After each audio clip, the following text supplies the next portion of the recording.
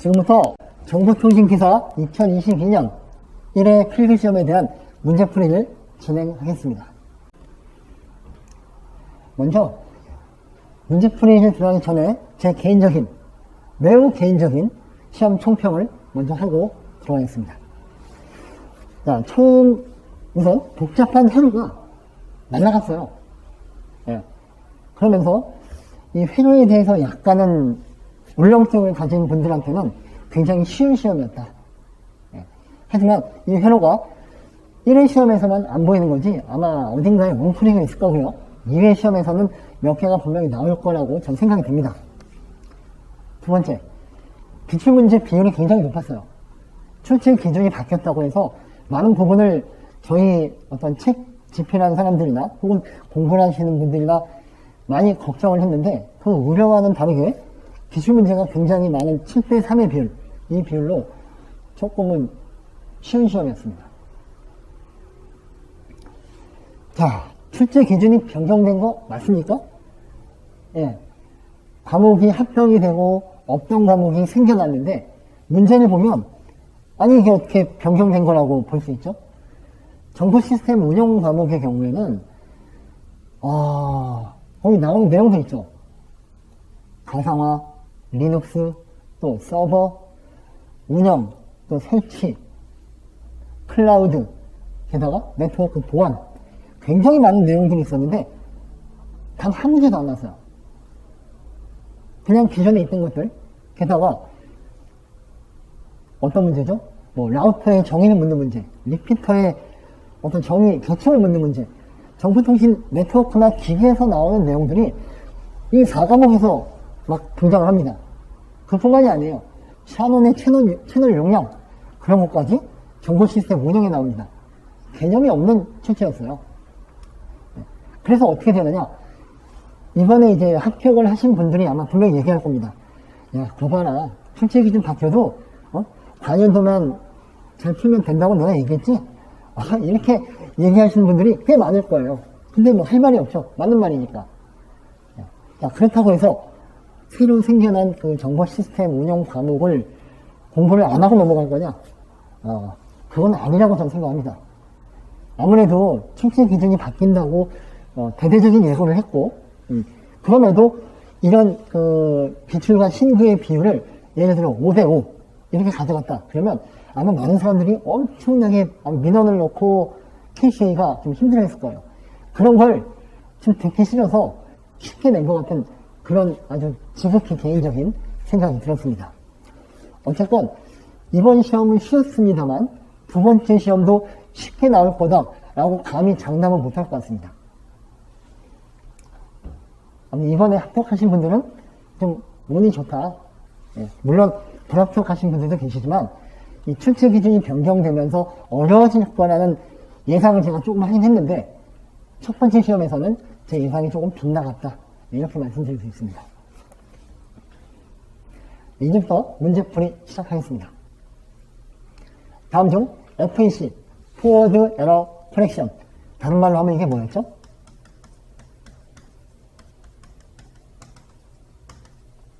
채널 부호화 기법입니다. 그 중에서 오류 정정 부호가 아닌 것은 보내고자 하는 메시지가 있고요.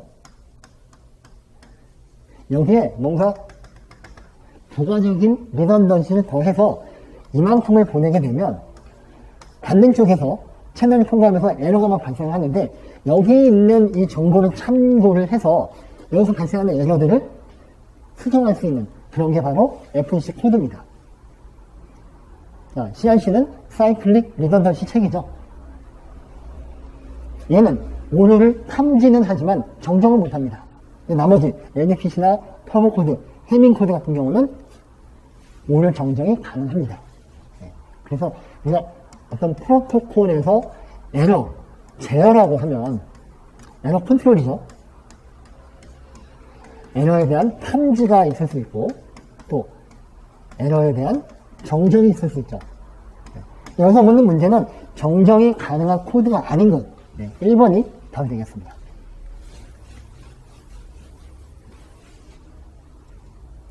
두 번째 문제입니다. 증폭기와 정제한전을 이용한 반침회로. 예, 우리 이미 이 정의를 알고 있습니다. 반침회로는 정배환 회로를 이용한다. 예. 근데 이득이 A고 배환율이 베타라고 할 때 베타 A, 뭐 A 베타라고 써도 됩니다. 예. 반침 조건은 이거였죠. 1만 되면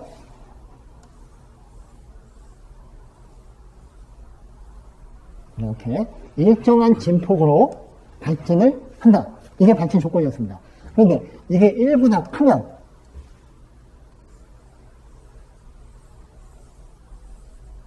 이렇게 되죠. 이렇게 진폭이 올라갑니다.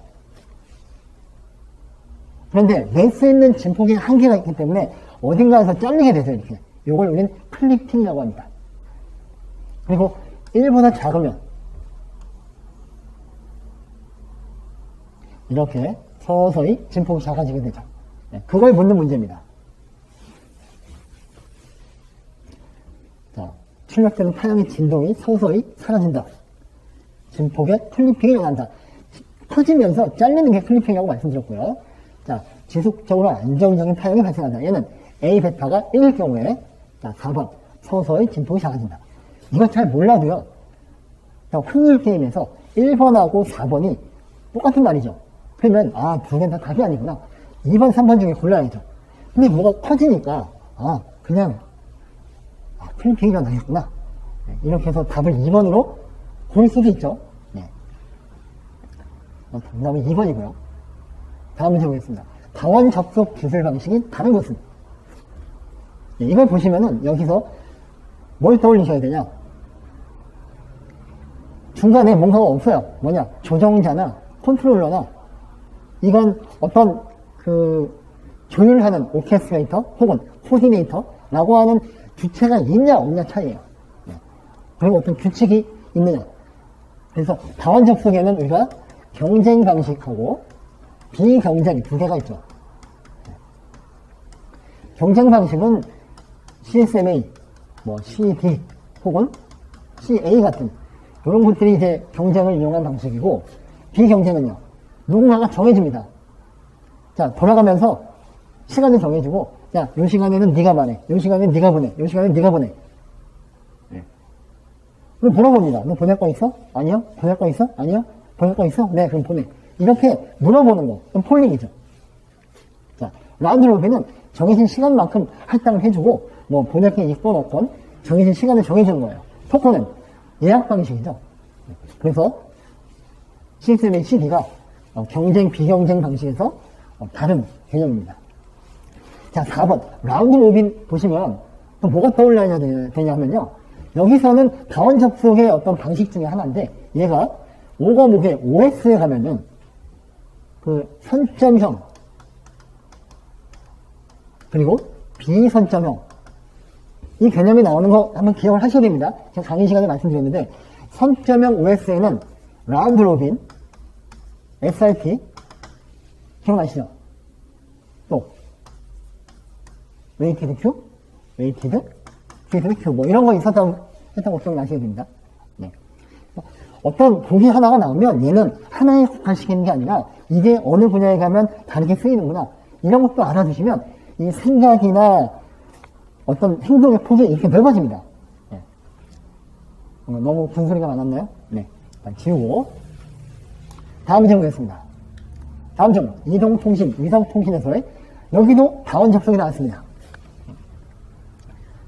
FDMA는 언제 쓰였죠? 우리 1세대 아날로그, 그죠? MS라고 하는 이동통신에 쓰였던 게 FDMA이고, PDMA는요? 유럽식 GSM 방식에서 쓰였죠. 자, CDMA는, 우리나라를 IMF에서 건져낸 반도체와 더불어, 우리나라 경제를 살려낸 여건입니다. 물론, 퀄컴에다가 엄청난 돈을 퍼주긴 했습니다만, CDMA도 이동통신 방식이고, 얘는 광통신이죠. 그래서 답은 4번이 됩니다.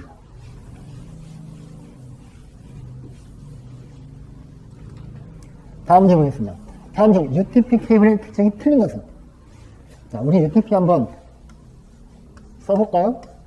원어는, 자, unsealed. 아, 착폐되지 않았구나. 트위스트, 아, 이렇게 꽈놨구나. 아, 쌍으로 되어 있구나. 일단 이 단어가 많은 걸 말해줍니다.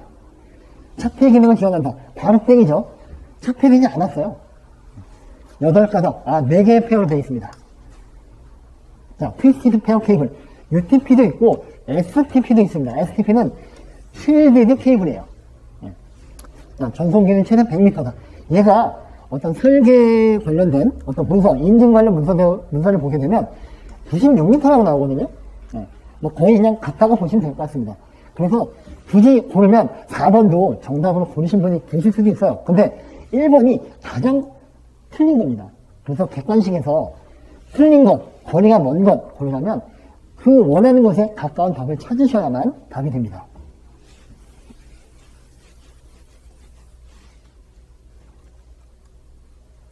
자, 다음 6번입니다. 페리티비트, 짝수 페리티입니다. 짝수. 해밍 코드가 있는데, 자, 이 문제를 다 봤어요. 오류가 정정된 코드는 무엇인가? 이 6번을 보는 순간 뭐가 떠올라야 될까요? 아까 1번 문제가 떠올라야 된다는 거예요. 왜? FEC에서 오류 정정이 가능한 코드가 아닌 것은 1번 문제 기억나시죠? 그런데 보기에 해밍이 있었어요. 근데 6번을 내려오다 보니까 6번은 정정이 되네? 그죠? 1번 문제가 뭔지 잘 몰라요. 문제가 아니라 답이 뭔지 몰라요. 그런데 체크만 해놓고 내려왔는데 6번에서 4분의 1의 확률을 3분의 1의 확률로 만들 수 있는 문제가 등장을 한 거예요. 우리는 시험을 보면서 100문제를 봅니다. 또 문제마다 보기가 4개씩 있어요. 굉장히 많은 양이에요. 시험지가 약 6페이지입니다. 그런데 우리가 눈여겨서 꼼꼼히 문제들을 봐야 되는 이유 중에 하나가요. 앞서 나오는 애매모호한 문제들이 뒤에 가서 다소는 등장하는 사례가 존재한다는 겁니다. 그래서 빨리 풀고 빨리 나가려고 하지 마시고 하나하나 꼼꼼하게 읽으면서 내가 놓친 게 뭐가 있는지 정말 모르겠으면 다른 문제들을 읽다 보면 뭔가 힌트가 나옵니다. 그런 거 놓치지 마세요. 실력이 월등해서 뭐 80점, 90점으로 필기 합격을 한다. 그런 분들한테는 크게 뭐 영향이 없습니다만 예를 들어 과락이나 한두 개 차이를 막 떨어지려고 말랑 하면 그 확률의 문제, 아까 말씀드렸죠. 4분의 1, 3분의 1로 줄이는 것. 자, 25%인데 33% 올린 거예요. 근데 또 다른 걸 읽다 보니까 이게 33%가 50%의 확률로 줄어드는 거예요. 그런 거는 많은 문제를 풀어봐야 됩니다. 그리고 시험 볼 때 듬성듬성 보지 마시고 꼼꼼하게 읽으셔야 됩니다. 아시겠죠? 자, 이제 문제풀이 들어갑니다. 자, 총 7비트입니다. 자, 한번 그려볼게요. 하나, 둘, 셋, 넷, 다섯, 여섯, 7개입니다. 자, 해밍 코드는 규칙이 있습니다. 자, 1, 2, 3, 4, 5, 6, 7이죠. 네. 여기는 2의 0승. 그죠? 네, 2의 1승은 어디죠? 2의 1승 여기고, 2의 2승은 4죠. 2의 3승은 8이 있다고 치면 여기입니다. 해밍 코드에서 P는 이 자리에 들어갑니다. P. 나머지는 이제 데이터 비트가 들어가는 겁니다. 근데 여기 보면은 여기가 0이고 0, 1, 1이고 0, 1, 1이 갑니다. 그러면 여기서 페리티 비트, 해밍 코드의 페리티 비트가 아닌 거는 P1, P2, P3, P4인데 볼게요. 여기가 정보 비트가 됩니다. 요놈. 이 4비트가 있는 거고요. 3비트의 부가적인 데이터를 보냄으로써 우리가 받는 쪽에서 1비트의 에러를 정정할 수 있는 거예요. 예를 들어서 2비트가 깨졌다. 그러면 정정 불가능입니다. 이게 해밍 코드의 특성이에요. 얘는 필기 문제에서 나오고요. 실기 문제에서 거의 유사하게 나오는데 반드시 필수적으로 완벽한 이해를 하셔야 됩니다. 한번 보겠습니다. 페리티가 짝수랍니다. 짝수. 여러 비트들을 더해서 0이 되면 짝수입니다. 이 규칙이 있습니다. 1, 3, 5, 7, 2, 3, 6, 7, 4, 5, 6, 7입니다. 이거는 일단 암기를 하시고요. 자, 그럼 보겠습니다. 1, 여기가 1이죠. 1이고, 자, 3, 5, 7, 0입니다. 0, 1, 0, 1 더하면 0입니다. 0이고, 자, 2, 3, 6, 7 볼까요? 자, 2, 3, 6, 7. 0, 1, 1, 1. 다 더하면 1이죠. 3, 이러시면 안 돼요. 왜? 이진수는 0, 1밖에 없잖아요. 네. 자, 다음 4, 5, 6, 7 볼까요? 자, 얘죠. 1, 0, 1, 1 더하면 1이죠. 이걸 요렇게 읽으면 됩니다. 1, 1, 0. 이게 여기서 에러가 발생했구나. 그러면 1, 2, 4죠. 얘는 값이 얼마예요? 6입니다. 아, 6번째 비트가 잘못됐어 라고 알려줍니다. 그러면 이 자리는 1이 아니라 0이 들어가야 되죠. 그죠? 그럼 여기 1 그대로 쓰고 0 쓰고 여기는 0이 되고 1이 됩니다. 자, 답은 0, 0, 1, 1, 0, 0, 1입니다. 이게 답이죠. 자, 이해가 안 되시면 한 번 더 돌려보시고요. 네.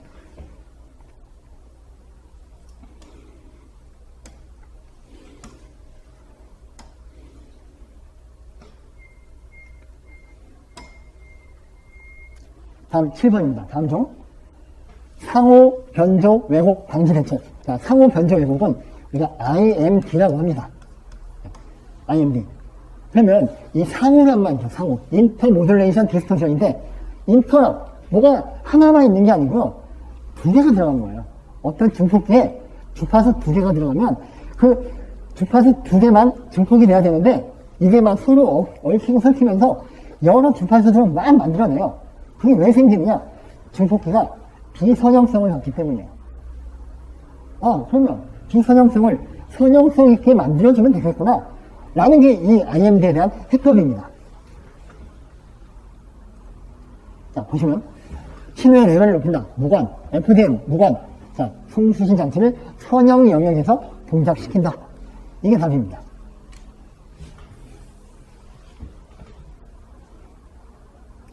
자, 다음 중 전송 제어 문제의 내용으로 옳은 것은? 자, 이 프로토콜은 BSC죠. 그냥 문자 단위로 제어를 하겠다는 겁니다. 이게 나중에 비트 단위로 가는 게 HDLC라는 프로토콜로 가게 되죠. 근데 여기서 옛날에 쓰던 거에 대한 내용을 묻는 겁니다. 자, XY에는 뭐 싱크로나이즈에 대한 동기 유지하는 게 맞고요.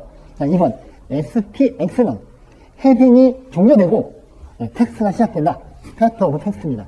당연히 틀렸고요. 자, 3번 ETX는 텍스트가 끝난다. end of 텍스트입니다. 틀렸고. 자, 이 OT는요. end of transmission. 전송의 종료. 그리고 링크의 초기화. 그래서 답은 1번이 됩니다.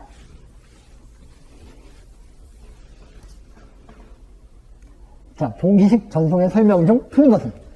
자, 동기, 비동기가 나오는데, 자, 이것도 아주 옛날 얘기예요. 이 비동기라는 게 나옵니다. 비동기. 자, 비동기는 우리 ASCII 코드는 7비트죠. 그죠? ASCII 코드는 7비트인데, 여기다가 페리티 하나 더 붙여요. 그러면 이게 8비트가 되겠죠? 이걸 보낸 쪽에서 받는 쪽으로 보낼 때 어떻게 보내냐? 8비트가 이만큼이 있어요. 여기다가 이거 보내기 전에 한 비트를 이렇게 스타트라는 걸 붙이고 또 여기다가 스탑을 붙여요. 보통 스타트는 0, 스톱은 1로 갑니다. 이렇게. 그러면 문자 하나 보낼 때마다 이런 오버헤딩가 계속 붙는 거예요. 이게 비동기입니다. 근데 동기는 어떻게 해요? 문자들을 계속 이어서 붙여요. 계속 블록 단위로 다 붙여놓고 이게 시작할 때만 나 블록 시작해 알려주고 끝났어. 굉장히 빠르겠죠. 비동기식에 비해서 굉장히 빠르다. 자, 보기를 보겠습니다. 자, 전송 속도가 비교적 낮은 전속이 아니라 고속입니다. 바로 틀렸습니다. 자, 블록을 하나의 BTR로 보낸다. 맞고요. 자, 데이터 묶음, 블락의 앞에는 동기 문자가 온다. 그리고 글자들 사이에는 휴지 간격, 휴지는 잠시 쉬는 겁니다. 아이들입니다. 이 휴지란 말은. 그래서 답은 1번이 됩니다. 자, 10번. 5kHz의 음성 신호. 이걸 재생하기 위한 표본화 주기는 이번 시험에 이 표본화 그리고 어떤 통신 용량 기본을 묻는 문제들이 많이 나왔어요. 굉장히 그거는 저는 좋은 거라고 보고요. 그런데 우리가 이제 관심 있는 거는 어떤 주파수 대역이 이렇게 있으면은 이 대역이 얼마냐? 네. 이게 얼마를 잡냐? 4kHz를 잡느냐? 아니면 5kHz를 잡느냐? 자, 4kHz 때 샘플링 주파수는 8kHz죠. 5kHz는 10kHz. 이렇게 되는 이유는 FS는 최소한 2FM이 돼야 되니까. 그죠? 맥스 주파수가 이거냐. 그러면 이 샘플링 주기를 보면요. 이거는 FS분의 1이죠. 얘는 8000분의 1이 되고 얘는 10,000분의 1이죠. 8000분의 1은 125 마이크로세크. 얘는요. 100 마이크로세크. 답이 나오죠? 자, 이 문제에서 주의하셔야 될 점을 제가 시험 보기 전에 저희 문제풀이 하면서 말씀드렸는데, 이게 예를 들어서 주관식으로 나왔다. 필타평 실기에서. 그러면 많은 사람들이 실수하는 게 뭐냐면요. 답을 요걸 써야 되거든요. 근데 뭘 쓰냐? 이걸 써요. 맨날 FS는 2FM만 외웠으니까, 5kg, 10kg구나. 근데 이 문제는 이겁니다. 주기를 물어보면 시간을 묻는 거죠. 그래서 이런 문제가 만약에 실기에 나오더라도 절대 실수하지 마시고 문제가 원하는 답을 쓰셔야 돼요. 내가 원하는 답을 썼다간 틀립니다. 문제가 원하는 답을 정확하게 잡아내셔서 답안을 쓰시길 바라겠습니다. 네, 지금부터 2022년 2회 필기시험 6월 25일에 치러진 정보통신기사 문제풀이를 시작하겠습니다. 네, 문제풀이에 들어가기 전에 2회 시험에 대한 총평을 좀 말씀드리면, 제 개인적인 생각입니다. 출제 기준이 좀 제대로 적용된 시험이었다라고 말씀드릴 수 있습니다. 자, 그 근거가 무엇이냐면요. 기출문제와 신규 문제 간 비율이 32대 68, 약 3대 7이죠. 그런데 반면에 지난 3월 12일에 치러진 1회 시험은 69대 31, 7대 3입니다. 자, 이 비율이 반대가 된 걸 볼 수 있죠. 제가 연초, 작년 말에 이제 강의를 시작하면서 출제 기준이 바뀌면 이론 베이스로 공부를 해야 된다, 이렇게 주장을 했는데, 요 시험이 이렇게 1회 시험이 나오다 보니까 다른 사람들이 얘기한 게 뭐냐면요. 기준 변경돼봤자 어차피 기출문제가 나온다. CBT만 보고 문제 보고 다 배우면 다 될 거야. 이렇게 얘기하는 게 통했어요. 1회 시험에선. 그런데 2회에선 안 통했습니다. 제가 예측한 게 아니라 이게 맞는 말이죠. 그죠? 엄청나게 많은 부분이 빠지고 새로운 부분이 들어갔는데 새로운 부분이 나와야 되는 게 맞잖아요.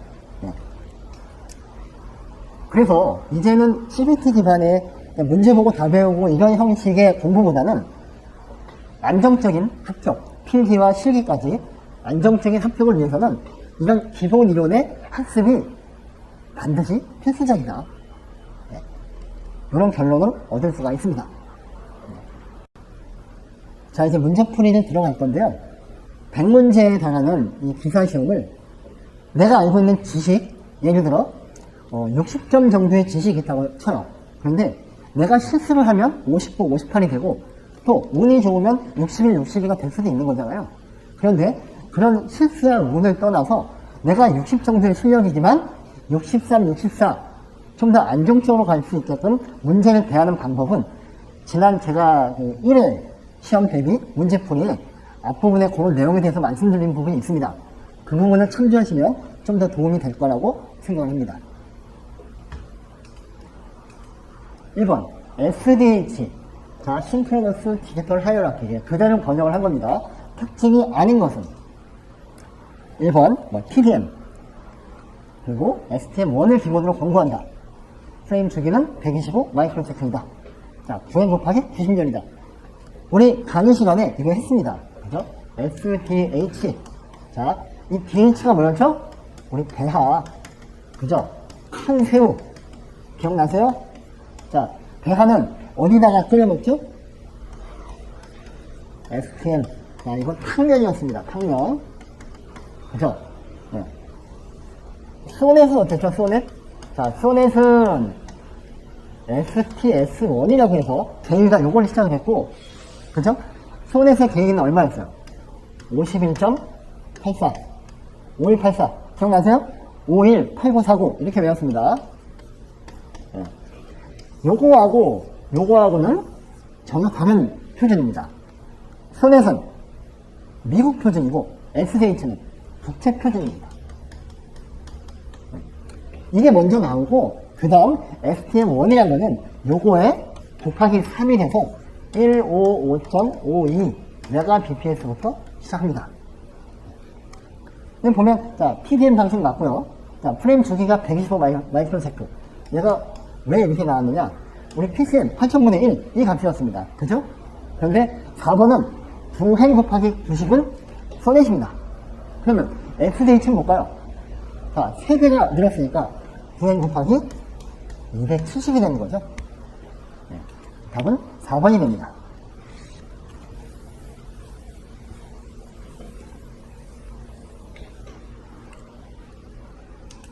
2번 문제 보겠습니다. 신호 XTL.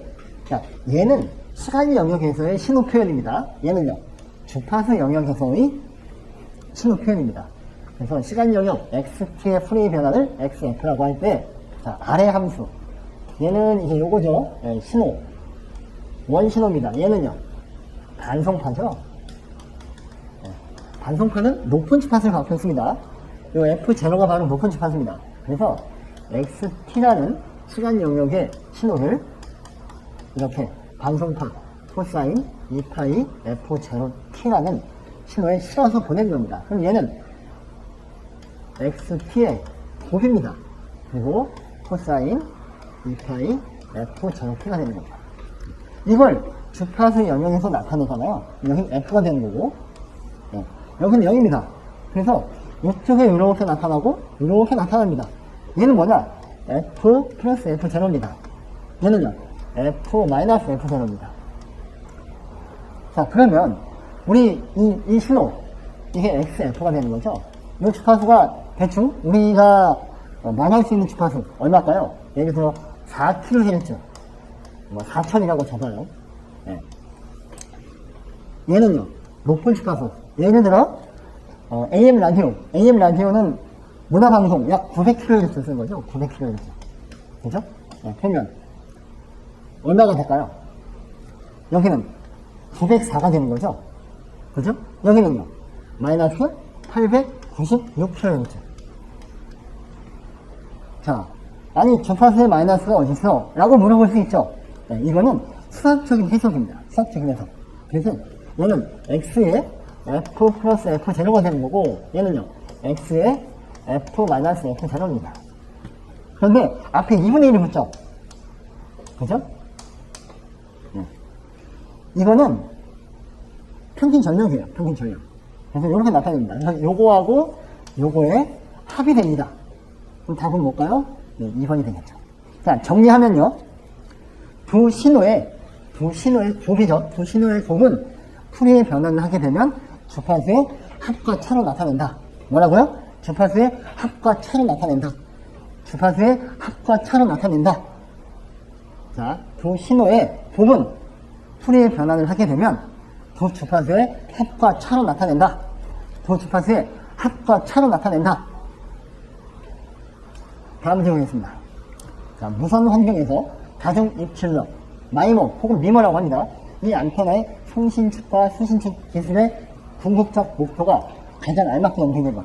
자, 이 문제는 논란의 여지가 있습니다. 이 문제는 누가 내는지 잘 모르겠어요. 하지만 마이모에 대해서 알고 있는 사람이냐, 매우 의심이 많이 갑니다.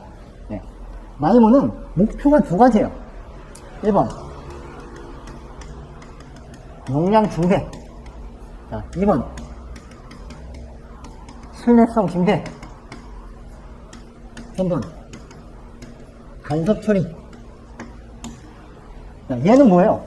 말 그대로 최대한 많은 데이터를 보내자는 겁니다. 얘는요, 데이터를 많이 보내는 게 아니라 멀리 보내자는 겁니다. 커버리지 확장 측면. 그리고 데이터가 최소한 깨지게끔, 깨지는 빈도가 최소화되게끔 만드는 겁니다. 얘는요, 여러 신호들이 서로 섞이지 않게 만드는 것. 이게 마이모의 효과입니다. 그런데 이 송신과 수신층 다 만족을 해야 되는 거예요. 근데 궁극적 목표가 가장 알맞게 연결된 것. 여기서 이제 함정입니다. 알맞게 연결된 것. 아니, 뭐가 알맞다는 건지? 네, 그죠? 자, 송신, 공간 간섭 제거, 채널 용량 증대. 자, 제가 볼 땐 다 맞아요. 다 맞아요. 네. 그런데, 답은 이걸로 나와 있습니다. 송신 측은 채널 용량의 증대, 수신은 간섭의 제거. 누가 이걸 답이라고 했는지 모르겠는데, 용도에 따라 달라요. 어떨 때는 둘 다 용량 증대가 되는 거고, 어떨 때는 둘 다 간섭 제거할 때 쓰입니다. 이런 문제는 다시 나오면 안 돼요. 만약에 다시 나온다, 그럼 저는 이의를 제기할 겁니다. 왜 이따 이런 문제 내느냐라고요. 자, 다음 문제. 반송파를 여러 개 사용한다. 자, 아까 반송파 했죠? 그 말이 뭐죠? 천이 되는 높은 주파수를 여러 개 쓴다는 겁니다. 그 주파수를 써서 일정 주기마다 바꾼다. 그 신호를 대역 확산해서 전송하는 기술이 무엇이냐? 자, 프리퀀시 호핑입니다. 호핑이라는 말은 점핑입니다. 주파수 점핑. 아, 주파수를 계속 바꾸는구나 라는 겁니다. 네, 답은 2번이고요. 자, 직접 확산은 우리 CDMA 기술입니다. 그죠? 네. FH, 스프레드 스펙트럼, 대역 확산이죠. 이 기술 대표적인 게 뭐가 있을까요? 여러분 귀에 끼고 다니는 거. 블루투스입니다. 네, 블루투스가 대표적인 주파수 도약 확산 시스템입니다. 다음 5번 보겠습니다. 다음 중 대륙권파 페이딩의 종류와 방지 대책으로 연결이 틀린 것은? 자, 이제 페이딩은 우리가 얘기할 수 있죠. 페이딩은 뭐예요? 시간에 따라서 전개 강도가 흔들리는 현상, 변동하는 현상, 이게 페이딩입니다. 그런데 대륙권파, 자, 대륙권파는 어디 있는 걸까요? 저기 우리 대륙권, 그죠? 지상 이 밑에서 일어나는 공기가 있는 그 밑에서 일어나는 전자기파, 그걸로 인해 발생하는 페이딩, 이걸 묻는 겁니다. 근데 이 방지 대책, 페이딩은 방지가 불가능해요. 페이딩으로 인해서 일어나는 좋지 않은 효과를 최소화하는 기법 혹은 개선 기법은 말이 되는데, 이 페이딩을 방지하는 건 불가능해요. 하지만 문제를 거지같이 냈지만 우리는 찰떡같이 알아듣고 답을 고르면 된다 라는 겁니다. 이 대륙권파의 페이딩을 해결하는 방법은 두 가지예요. 자, AGC를 하거나 혹은 다이버시티를 하거나, 이 두 가지입니다.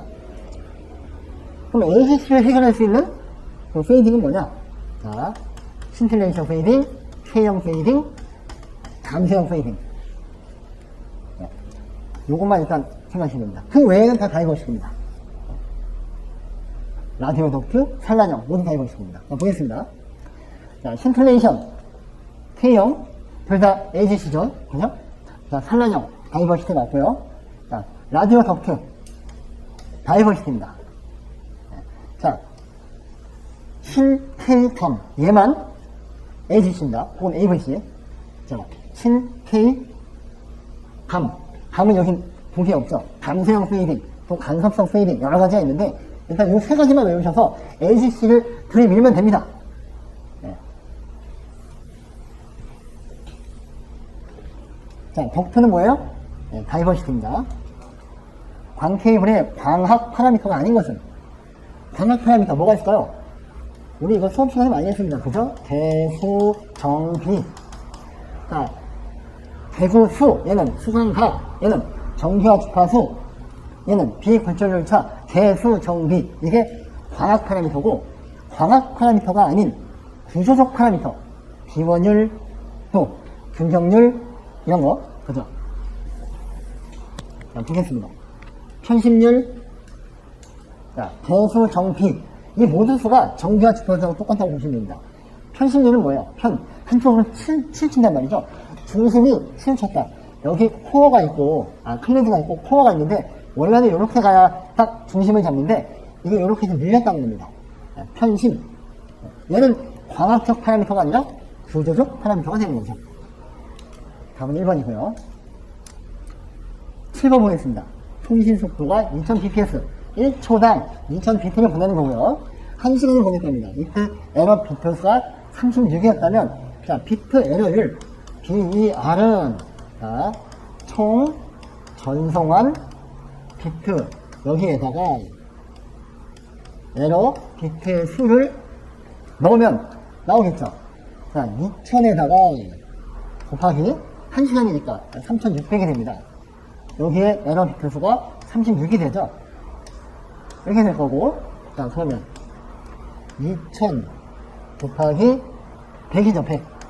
분의 1입니다. 그럼 얘는, 자, 2분의 1 곱하기, 얘가 10의 5승이죠. 근데 올라가니까 10의 마이너스 5승이 되고, 그러면 0.5 곱하기 10의 마이너스 5승. 요거에 답이 있나요? 없네요. 그죠? 근데 이게 5가 되면, 하나가 더 간다가면 10의 마이너스 1승이 되겠죠. 이게 BER이 됩니다. 답은 4번이죠. 제가 이 BER을 얘기하면서 이걸 구할 때 여기다 쓸데없이 100을 곱하지 마라 라고 얘기하거든요.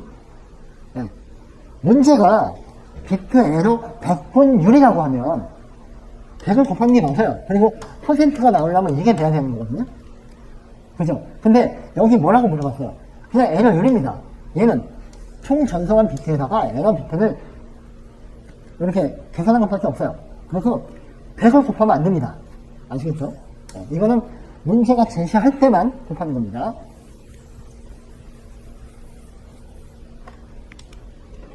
네, 다음 문제 보겠습니다.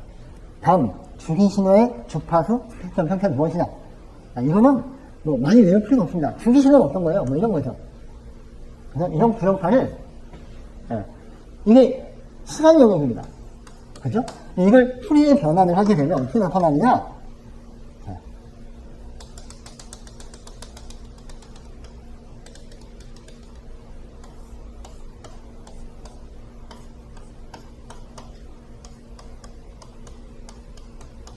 자, 이게 뭐죠? 선이죠, 선. 네. 선 스펙트럼이 나타납니다. 자, 주기신호는 선 스펙트럼.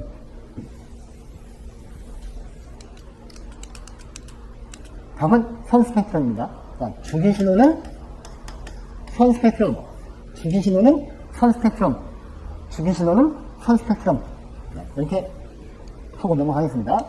다음, 채널의 대역폭이 1000Hz이고 신호의 잡음비가 3일 경우. 야, 이게 딱 나오는 순간 우리는 어떤 통신 시스템의 자원, 그걸 통해서 뭘 얻어낼 수 있다? 통신 용량을 얻어낼 수 있다. 자, 통신 용량은 신호대 잡음이 있는 겁니다. 그죠? 자, W, 로그 2에 1 플러스 SNR. 그죠? 단위보다 BPS입니다. 자, 이 W는 대역폭 1000입니다. 1000. 1000이고, 여기다가 로그 2입니다. 로그 2에, 자, 신호대 잡음비가 3이랍니다. 그러면 1 플러스 3은 다시 쓰면 4가 되죠? 4. 자, 그럼 다시 쓰면요. 1000 곱하기 로그 2의 제곱입니다. 그죠? 얘가 1이 되고 얘는 앞으로 가죠. 그러면 얼마예요? 2000이 됩니다. 답은 2000이 되겠죠. 네. 이 로그가 들어간다고 어려워하시면 안 됩니다. 예. 별거 아닌 문제입니다. 다음 문제 보겠습니다. 자, 디지털 전송 방식에서 원신호 속도, 샘플링, 배열의 속도. 자, 이 문제도, 누가 냈는지 모르겠는데, 비슷한 문제를 여러 번 출제가 됐어요. 이건 답을 찾는 요령을 보셔야 됩니다. 이거, 왜 이렇게 되는지 알 필요 없습니다. 네. 원래 이 배열의 속도라는 거는, 원래 보내고자 하는 데이터와 부가적으로 들어가는 제어, 데이터를 합쳐서, 그거분에 뭐, 이렇게 해서 나오는 게 배열의 속도거든요. 근데 이 문제하고는 맞지 않아요, 그 정의가. 그런데 우리가 공통적으로 찾아내는 방법이 있다 그랬죠. 그죠? 자, 얘는 4배, 얘는 똑같죠. 그럼 답이 뭐겠어요? 1번입니다. 예. 네, 41번입니다. 다음 중 LAN 장비에서 네트워크 계층의 연결 장비인 것은, 자, 우리 이제 보지 않아도 알 수 있습니다. 뭐였죠? 자, 특유의 억양으로 IP란에, 기억나시죠? IP란에. 자, IP 주소를 쓰는 네트워크 계층의 대표적인 장비는 라우터이다. IP란에 끝났습니다. 네, 네트워크 계층이니까 당연히 IP, 라우터가 되겠죠?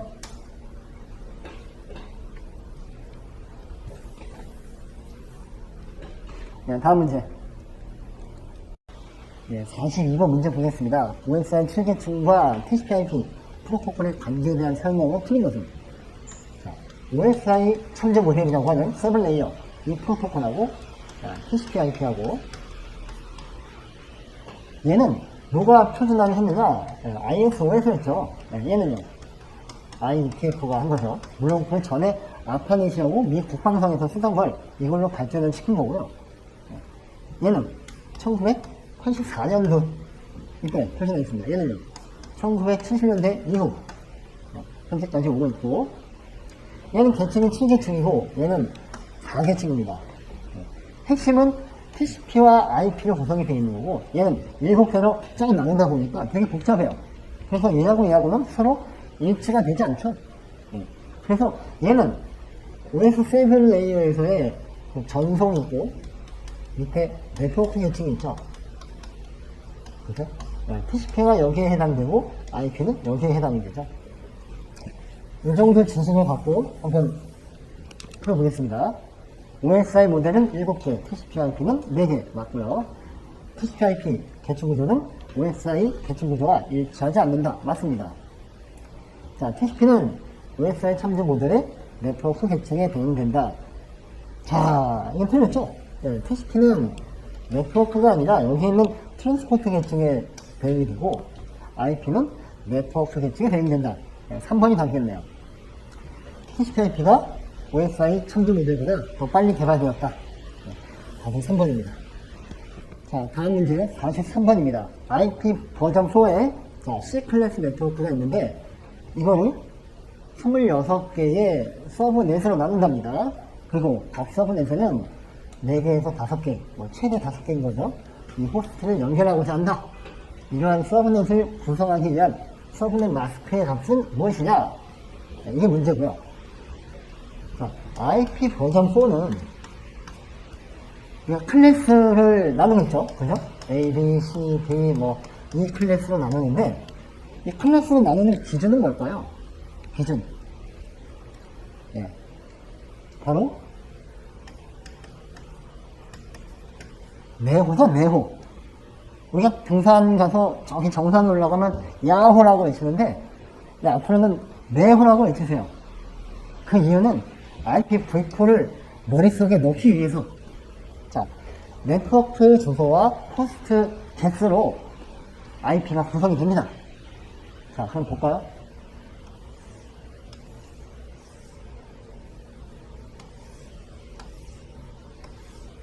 자, 우리 D까지만 하겠습니다. 자, A, B, C, D 여기까지만 그리고요. 자, 이 전체는 총 32비트입니다. 그죠? IP 버전 4의 주소 길이는 32비트입니다.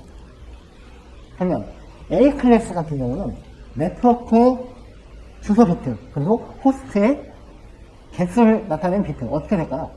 자, A는 이만큼이 네트워크가 되죠. 나머지는 호스트가 되는 거고요. A 클래스는 호스트가 몇 개요? 2에 24승계. 그죠? 자, 그럼 B는요? B는 이만큼 했습니다. 이만큼이 네트워크 주소가 해당된 거고요. 자, C는요? 자, 이만큼입니다. 자, D는 뭘까요? D는.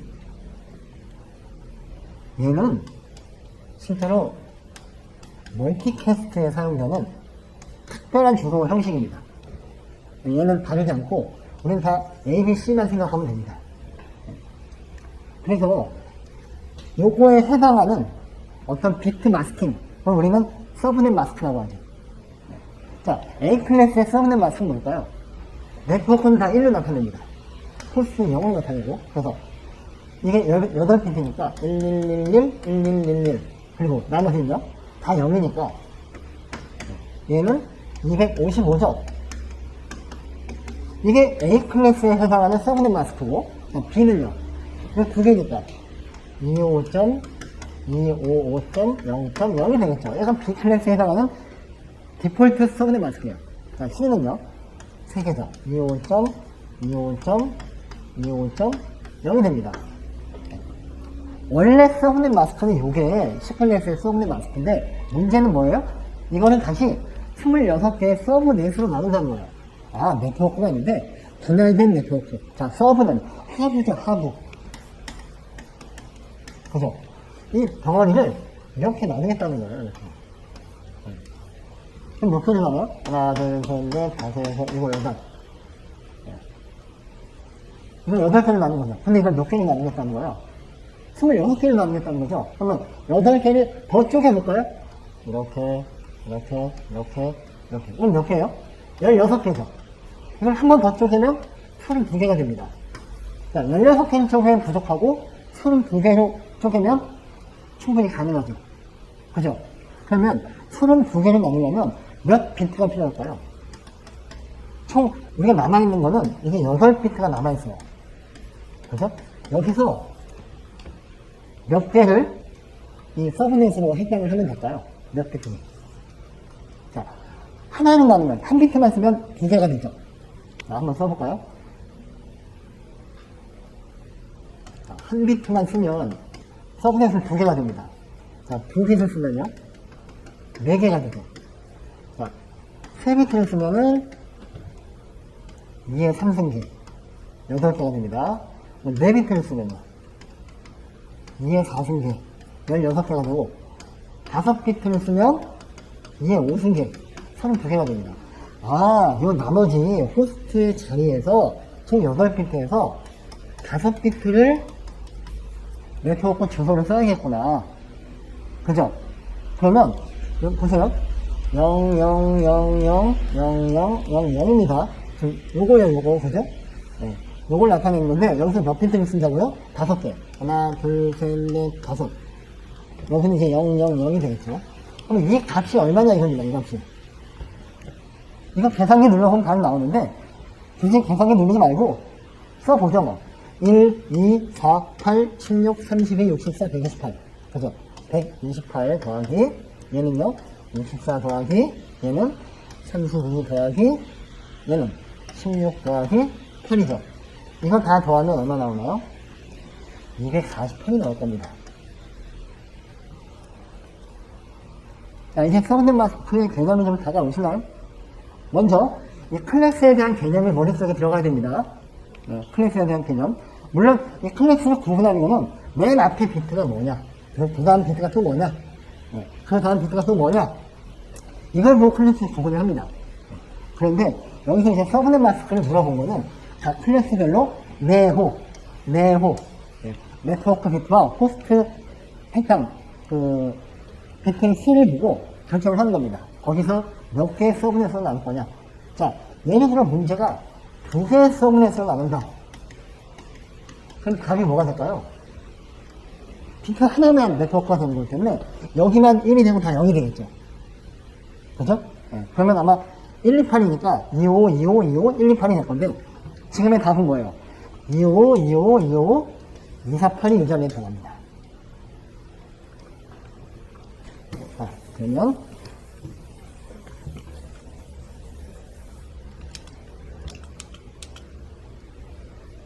자, 전부 다 여기가 다 디폴트 C 클래스의 서브넷 마스크죠. 한번 볼까요? 요거 하나씩 볼까요? 뭐가 잘못됐는지. 자, 192면 얼마예요? 192는, 자, 128, 64. 그죠? 자, 이거 무슨 말인지 모르시겠다. 한번 해볼게요. 자, 8비트가 마지막, 이게 8비트죠? 네. 지금 요 자리에 들어갈 걸 여기다 한번 해본 겁니다. 자, 192면은, 여기가 1의 자리, 2의 자리, 4, 8, 16, 32, 64, 128입니다. 그죠? 192는 요거하고 요거 더하면 192가 되겠네요. 11, 00, 00, 00. 그러면 얘는 네트워크 비트로 2비트를 할당을 하니까, 그죠? 그러면 몇 개의 서브넷이 나올까요? 4개의 서브넷이 나오겠죠?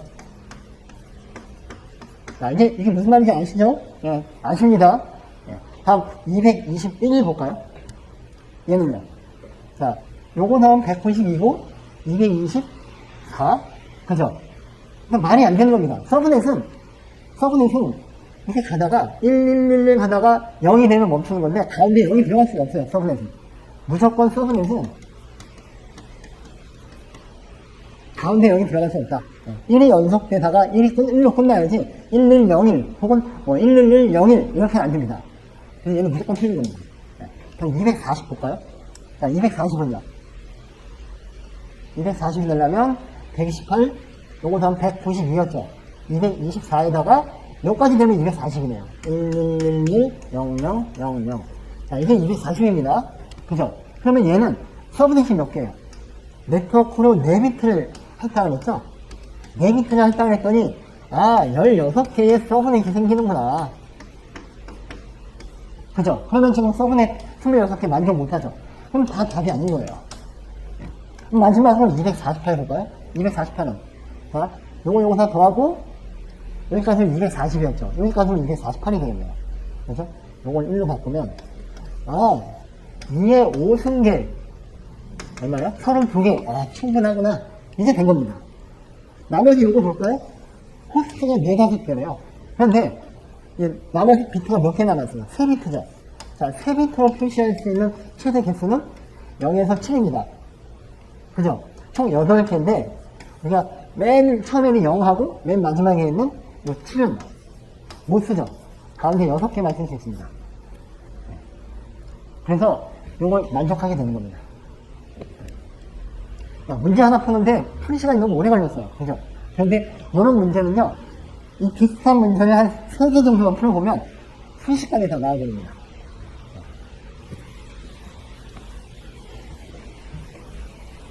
자, 3에 가서 어떻게 외치라고요? 네호. 저도 이러기 싫어요. 예.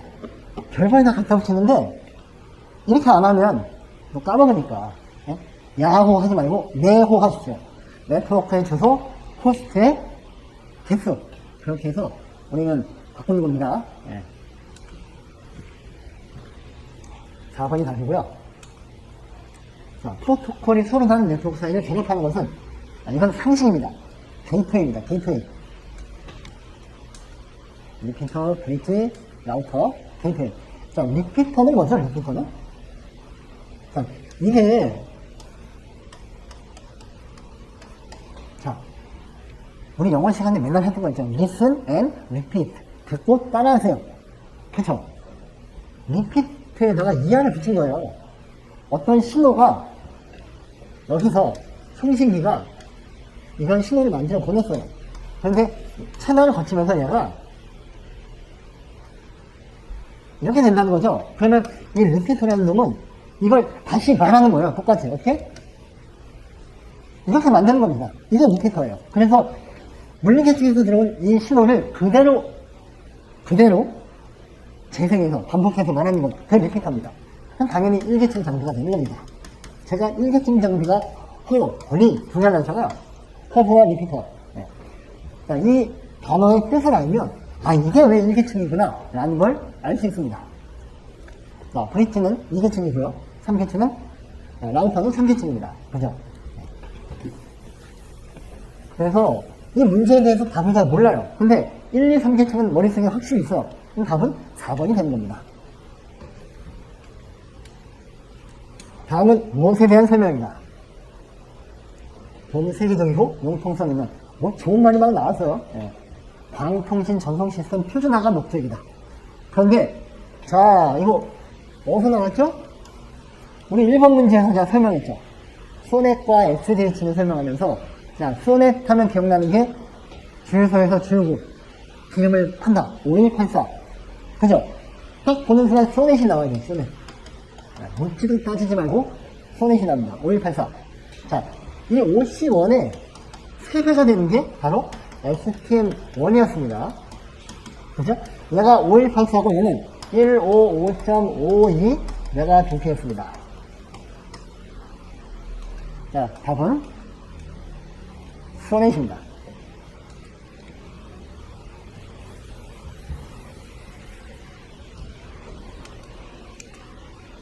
다음 점, 마이크로파 통신 방식의 특징이 아닌 것은, 이게 기출 문제입니다.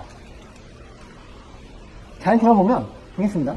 외부의 영향을 많이 받지만 광대 흡수이 가능하다. 말이 좀 맞지 않죠? 술을 마셨지만 음주운전을 하지 않았다. 뭐 이런 겁니다. 영향을 적게 받기 때문에 이게 가능하다. 뭐 이런 겁니다. 그리고 예민한 지향성, 뭐 맞고요. 안정된 전파 특성. 그러니까 이쪽 통신을 많이 쓰겠죠. SNR 개선도를 SNR 개선도를 크게 할 수 있다. 답은 1번입니다. 다음 점. 네트워크 대역이 다른 네트워크에서 동적으로 IP 부여를 하기 위해서 필요한 다이나믹 호스트 컨피규레이션 프로토콜 구성 요소가 아닌 것은. 자, DHCP는 가장 흔하게 볼 수 있는 DHCP의 기능은 어디 있을까요? 여러분들 실생활에서. 스마트폰이요. 스마트폰 껐다 켜지면 IP 새로 갔죠? 이 IP 누가 주죠? 이동통신망에 있는, 코어망에 있는, T 게이트웨이나, 아마 S 게이트웨이나, 이런 것들이 줄 겁니다. 아니면, 여러분 집에 있는 무선랜 장비, 뭐 IP 타임 같은 거 많이 쓰시죠? 뭐 광고하는 것도 아니고, 이 회사에서 쓰는 AP를 갖다 놓으면, AP 안에 이 기능이 들어가 있습니다. 그래서 패스워드를 집어넣으면, 아, 이 사용자가 맞구나 라고 인증이 끝나고 나면 IP를 할당을 합니다. 그 IP를 할당하는 게 DHCP 서버가 하겠죠.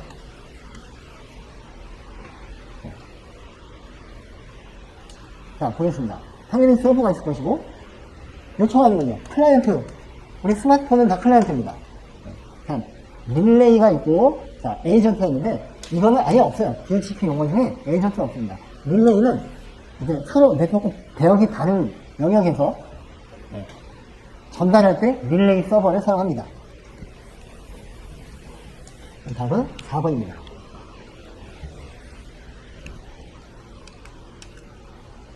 자, 허브에 대한 설명으로 만든 것은, 자, 보통 허브는 한글로 쓰거나 뭐 이렇게 쓸 것 같은데, 아무튼 이렇게 다 대문자로 쓰는 건 제가 처음 봤습니다.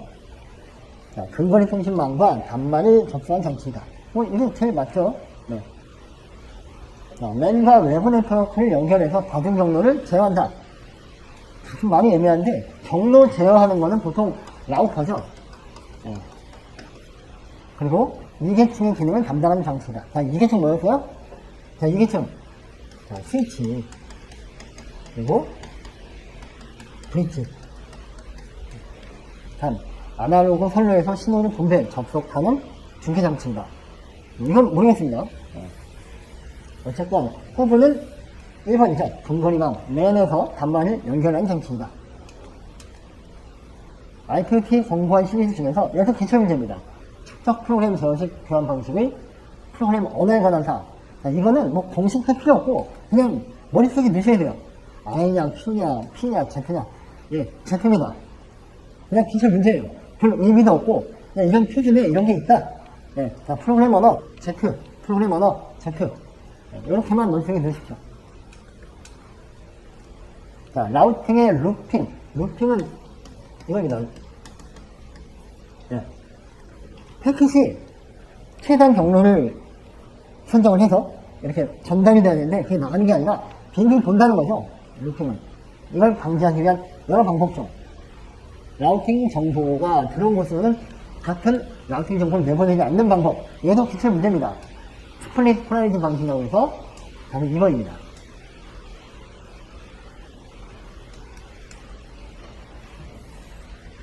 다음, 데이터 링크 계층에서 전송 지역 프로토콜의 절차 방식을 올바르게 표현한 것은,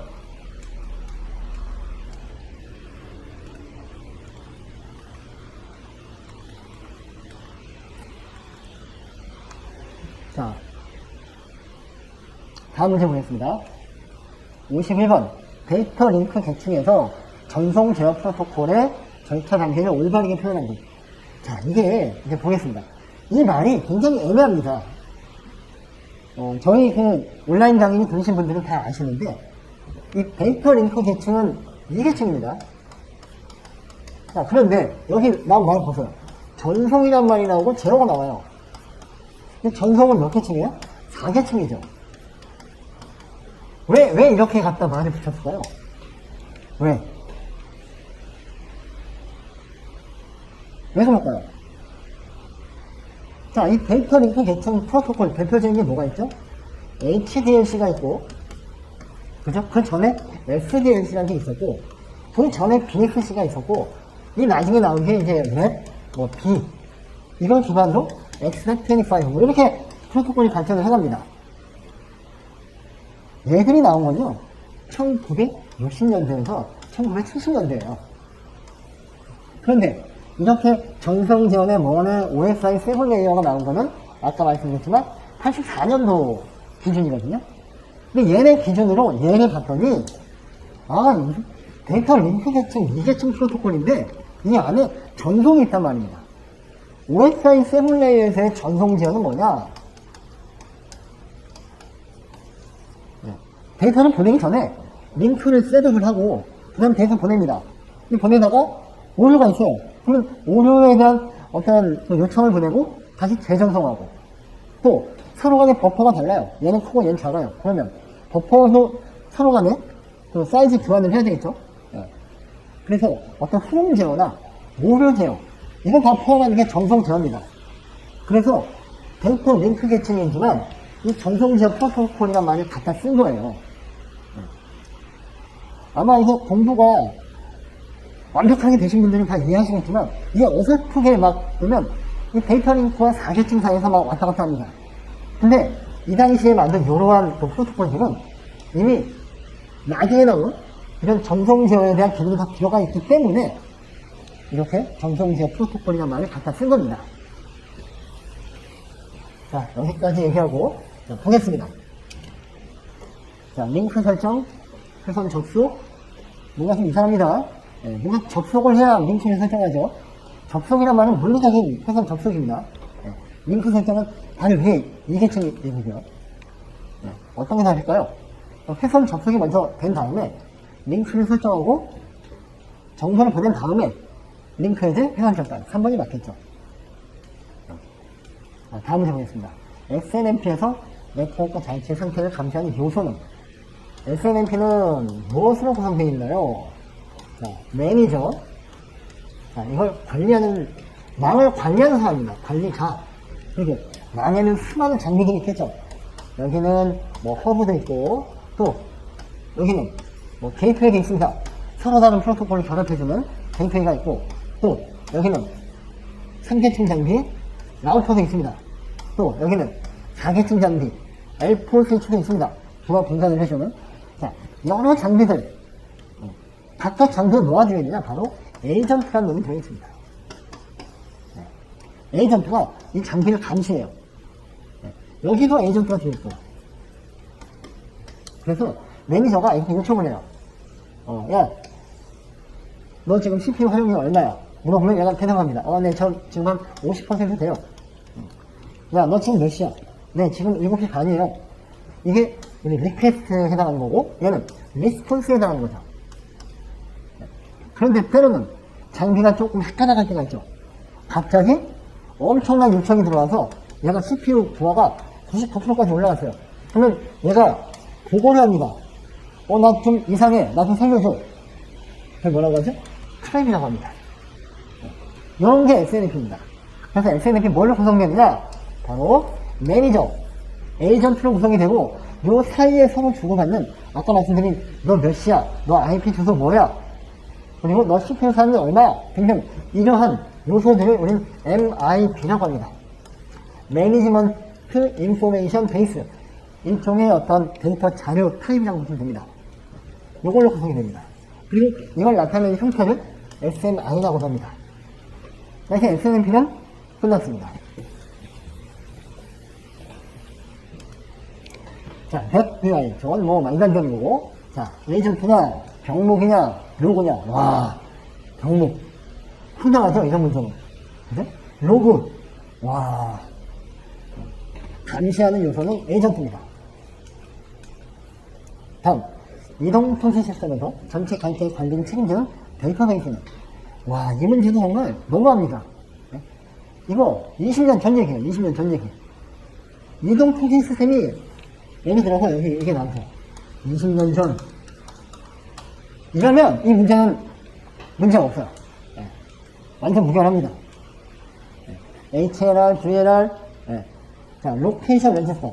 얘는 이제 그 지역 가입자, 네. 원래 가입자가 저장되는 데이터베이스고 얘는 방문, 이동하는, 네. 혹은 로밍으로 계약된 뭐 이런 것들이 저장되는 데이터베이스입니다. 근데 지금 이거 쓰나요? 안 씁니다.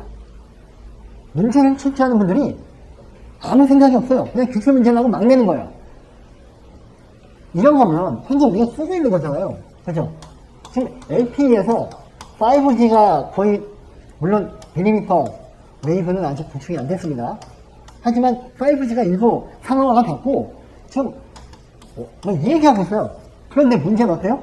이건 2세대 얘기입니다. 2세대. 네? 시대매야 돼. 이딴 문제가 나오면 될까요? 좀 정신 차려야 됩니다. 출제위원들. 네. 좀 문제를 보고 문제를 내세요.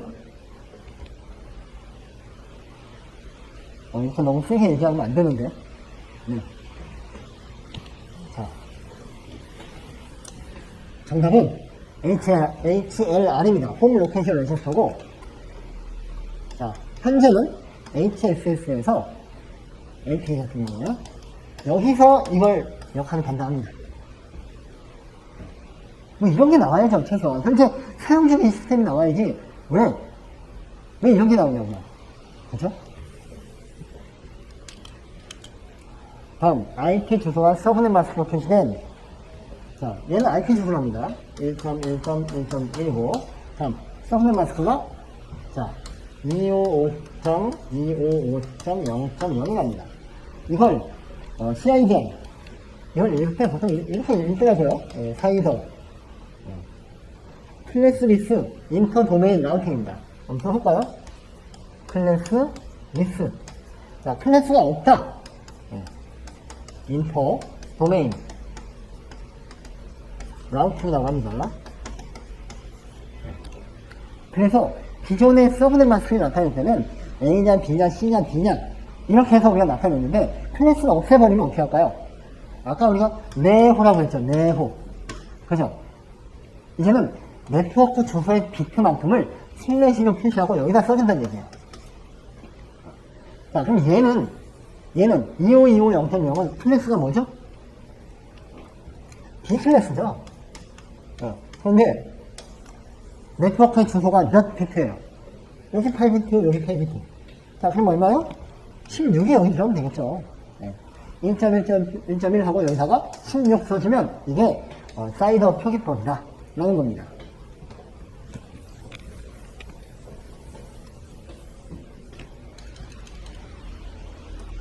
자, 정답은 4번이죠? 다음, ATM 셀 헤더를 구성하는 필드에 대한 설명으로 틀린 것은? 자, 이 문제는 ATM 셀 헤더가 어떻게 되는지 정확히 모르겠어요. 모르는데 이거 보통 프로토콜에서 헤더가 나타내는 기능, 이걸 알아야 됩니다. 자, 헤더에는 보통 어떤 정보가 들어가죠? 물론 그 프로토콜이 2계층이냐 3계층이냐 4계층이냐에 따라서 들어가는 내용은 달라집니다. 그래서 IP계층 3계층일 경우에 뭐가 들어가냐면, 자, 수신, 통신, IP가 들어가죠. 그죠? 또 뭐가 들어가죠? 다음에 나온 페이로드에 길이가 들어간다. 길이. 그죠? 또 이 패킷이 몇 개의 라우터를 거칠 수 있느냐? 이걸 PPL이라고 합니다. 이런 내용들이 들어갑니다. 그죠?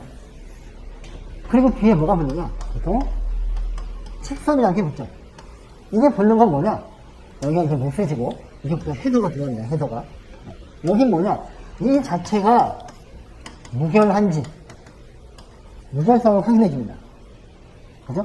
이게 오다가 깨졌는지 아니면 누구에 의해서 변조가 되었는지 확인해 주는 게 이 뒤에 오는 건데, 보통 얘를 헤더라고 표시하고, 얘를 보통 뭐 테일, 뭐 꼬리, 혹은 트레일러라고 합니다. 우리가 군대에서 그 밥차 올 때, 밥차하고 물차하고 막 따라오잖아요. 우리가 이렇게 배웠습니다. 트레일러. 이런 용어를 들어보신 분은 굉장히 올드하신 분이에요, 저처럼. 네. 근데 이 트레일러가 뭐냐면요, 트레일러의 일본말이에요. 네. 이미 다 알고 계신 내용을 제가 말하는 건지 모르겠는데, 네, 어쨌건 메시지를 보낼 때 보통 상위계층이 하위로 내려올 때 이런 헤더와 트레일러가 붙습니다. 이걸 우리 뭐라고 한다? 인캡슐레이션이라고 하죠. 네. 캡슐 하나만 얘기하고, 자, 이제 ATM 헤더는 잘 몰라요. 그런데 물어보는 겁니다. 한번 보겠습니다. 자, PT, 페이로드의 실린. 얘는 메시지입니다. 그죠? 페이로드의 실린, 정보의 종류. 아, 페이로드 타입이구나. 그죠? 대충 이해합니다. 자, VPN, 셀이 속한 가상 경로. 아, 버추얼 패스구나. 식별하기 위해, 아이덴티피케이션, 아이덴티파이어구나. 그죠? 다음, 뭐, CLP, 망 폭주 시에 셀이 폐기될 우선순위를 나타낸다. 아, 무슨 프라이어리티를 나타내는구나. 그죠? 자, 4번, HEC. 뭐, 헤더 자체 오류 의무를 검사하기 위한 것으로 해밍 코드를 사용한다. 자, 여기서 APM은 나름 진보된 기술이에요. 그 전에 쭉 발달을 해온 거 아까 썼죠? 자, 한번 써볼까요? BSC 나오고, 그 다음, SDNC 나오고, 이건 표준화한 게 HDNC고, 네.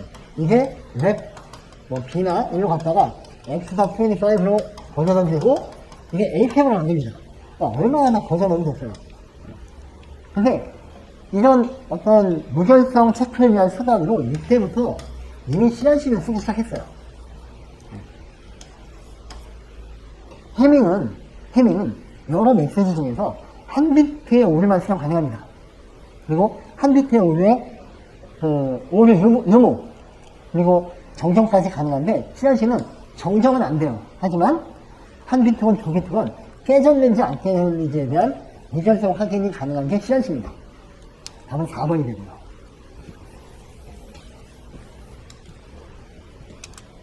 다음, 자, 10-5 이산에서 기본 규격으로 옳은 것은. 와, 이 문제도 불시대의 유물입니다. 너무 오래됐어요. 근데 시험 문제는 자주 나오는데, 뭐, 우리를 위해서는 땡큐죠. 네. 자, 이 앞에 나온 거는 속도, 얘는 베이스밴드냐, 기저대역이냐, 아니면 반송대역, 브로드밴드냐. 이거는 뭐 브로드밴드냐. 얘는 거리입니다. 거리. 숫자가 되면 거리고요. 여기 알파벳 예를 들어서 뭐 T가 온다. 얘는 트위스트드 페어에 대한 그 매체 종류를 나타냅니다. 자, 볼까요? 전송 매체가 꼬임선이다. T가 오면 꼬임선인데 아니죠. 2번. 자, 전송 속도가 10mbps이다. 네, 맞습니다. 자, 최대 거리가 1000m이다. 얘는 5 곱하기 100, 500m예요. 자, 전송 방식은 브로드밴드. 아니죠. 베이스밴드죠. 답은 3번입니다.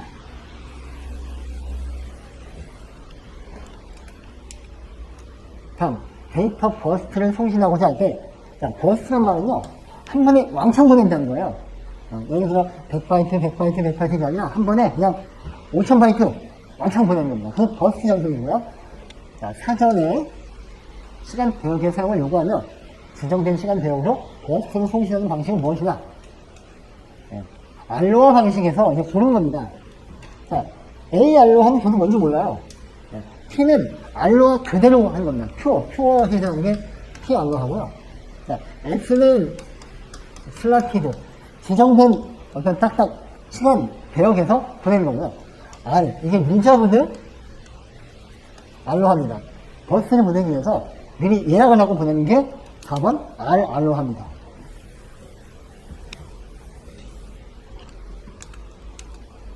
다음, 인터넷 네트워크의 자율 시스템, 어토노머스 시스템이라고 해서 옳은 것은, 자율 시스템 뭐냐면요, 어떤 네트워크가 뭐 이런 중소규모 네트워크가 크게 하나를 뭉친 건데요. 쉽게 얘기하면 하나의 회사에서 하나의 정책으로, 일관된 정책으로 관리되는 네트워크를 우리는 자율 시스템이라고 얘기합니다.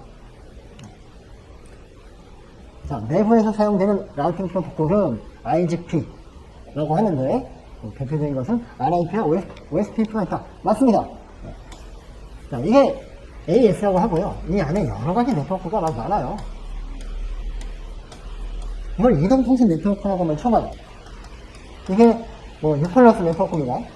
여기는 서울, 여기는 뭐 경기, 여기는 충청, 여기는 뭐 강원. 라우터들이 많이 연결되어 있어요.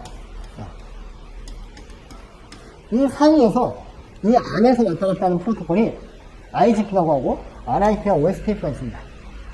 자, 그러면 이런 AS, 리플렉스망이 있는데 여기는 또 PT만 있다고 쳐. 얘하고 이렇게 연결되는 뭐 이런 게 있겠죠. 이 프로토콜은 인테리어가 아니라 익스테리어 게이트웨이 프로토콜입니다. 일단 1번이 정답이고요. 일단 AS에 대한 기본 지식은 가지고 계시고, 대표적인 AS가 라우팅 프로토콜은 EGP라고 하는데 이전에는 이게 사용됐다. 이게 아니라 현재 이게 사용되고 있습니다. BGP가. EGP에는 RIP나 OSPF와 같게 말도 안 되고요. PGP가 아니라 UDP가 있습니다.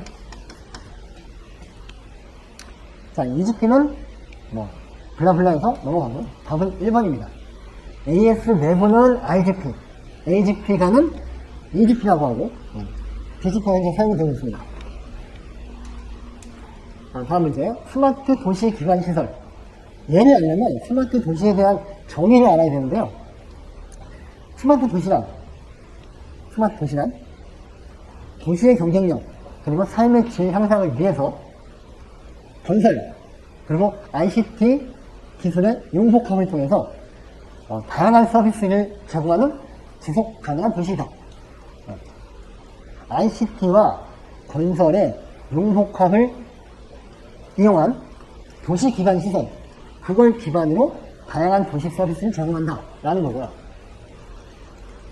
자, 기반 시설 융합기술 맞고요. 초연결 지능통신망 맞습니다. 자, 데이터베이스는 이 기반 시설에 속하지 않습니다. 도시통합 운영센터, 운영 관련 시설, 얘들은 포함이 되고요. 다음 중 VLAN의 종류로 거리가 먼 것은 포트 기반이냐, LLC 주소 기반이냐, 프로토콜 기반이냐, IP 서브넷을 이용합니다. 자, VLAN은 버추얼 랜이죠, 버추얼 랜. 그래서 보통 이렇게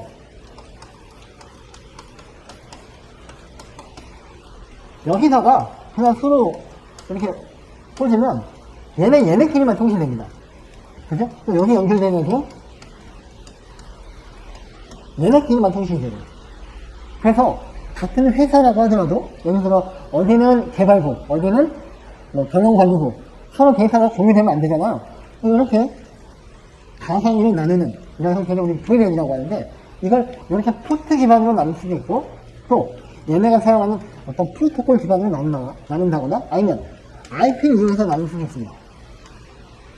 근데 LLC 주소 기반이 아니고 맥 주소 기반은 가능합니다.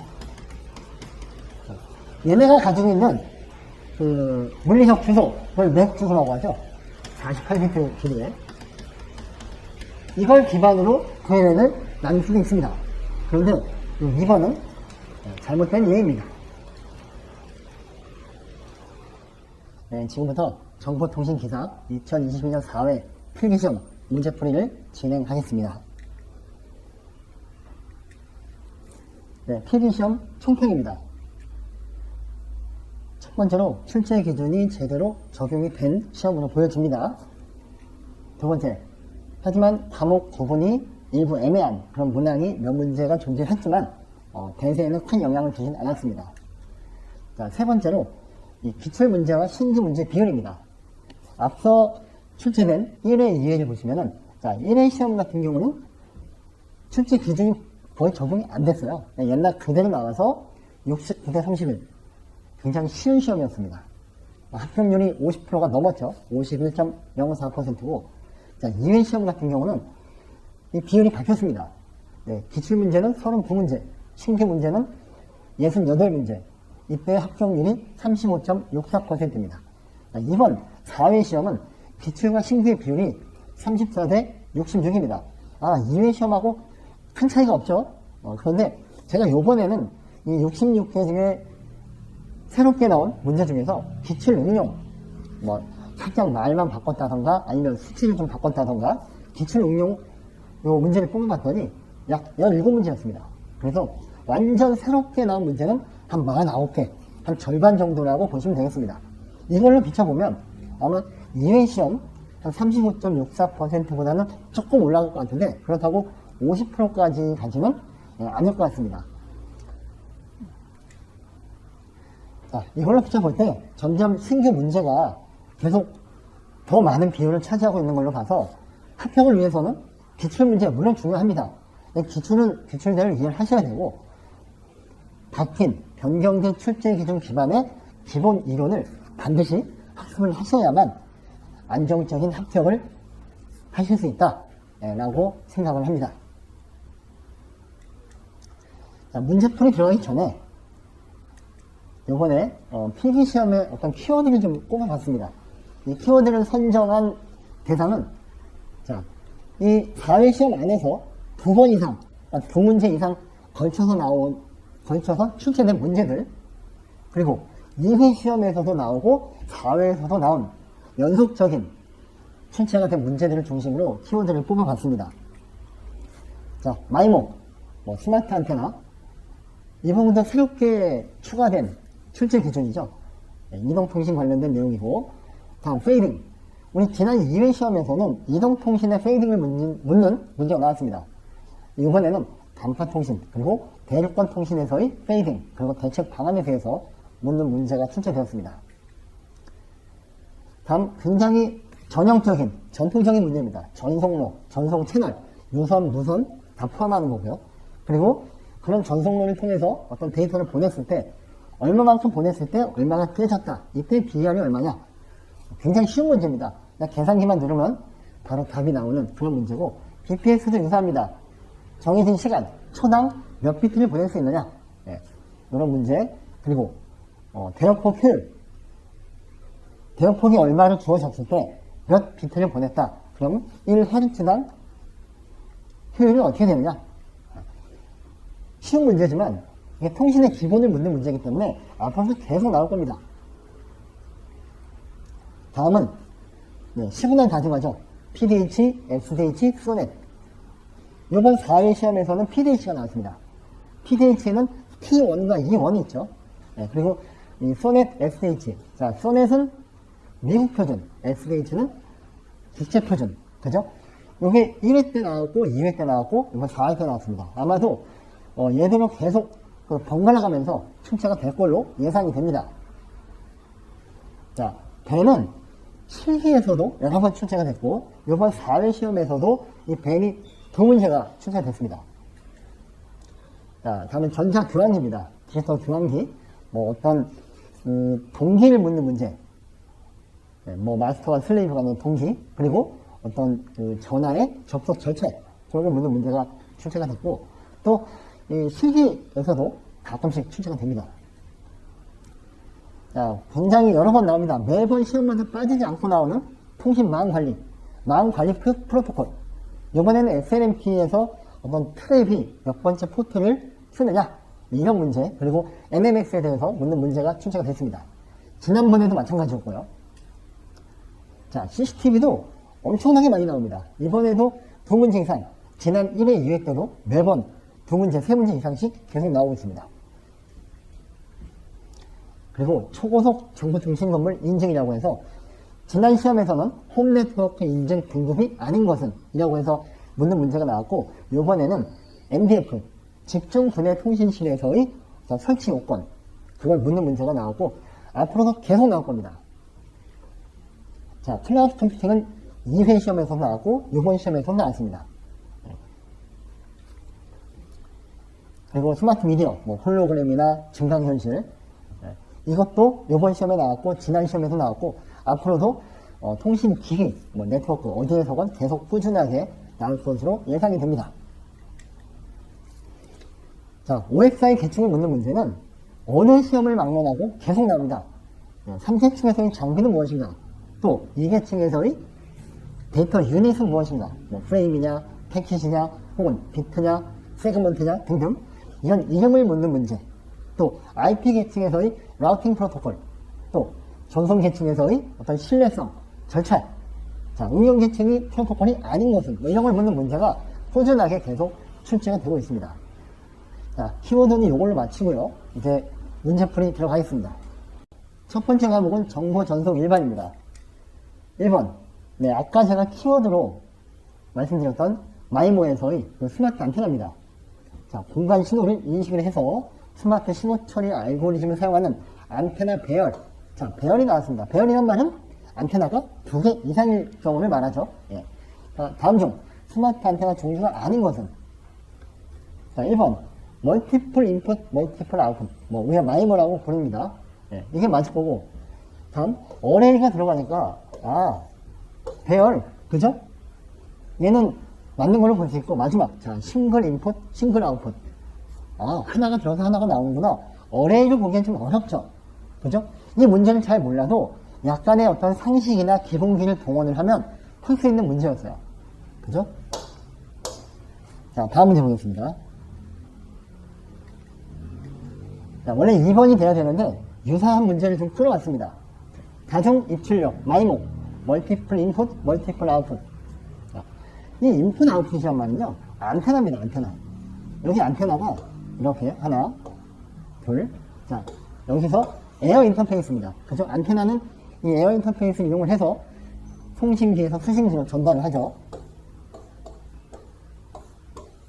여기가 트랜스미터, 여기가 리시버가 되는 거죠. 그런데 이 인풋 아웃풋의 기준이 어디냐? 바로 이 공간입니다. 이 공간. 이 공간. 여기 입력이 하나 이상, 하나를 초과하는 2개 이상. 그럼 멀티플 인풋이 되는 거고, 자, 이 전송로에서 출력이 2개 이상 나가죠. 멀티플 아웃풋. 이래서 마이모가 되는 겁니다. 예. 자, 방금 전에 스마트 안테나 기억나세요? 스마트 안테나? 예. 여러 개 안테나를 이용해서 원하는 방향으로 빔을 만들거나 혹은 서로 다른 안테나가 각각 다른 신호를 보내는 거예요. 무슨 말이냐? 자, 여기 송신기가 있습니다. 안테나가 하나면은 내가 1, 2, 3, 4, 5를 보낸다고 하면 얘는 1, 2, 3, 4 이렇게 보내겠죠. 근데 이게 들어와서 얘가 1을 보내고 2를 보내고 3을 보내고 4를 보내고 5를 보내고 6을 보내면 한 번에 보낼 수 있는 데이터 양이 2배가 되겠죠. 이걸 우리 뭐라고 하느냐? 바로 공간 다중화라고 합니다. 스페이셜 멀티플렉싱.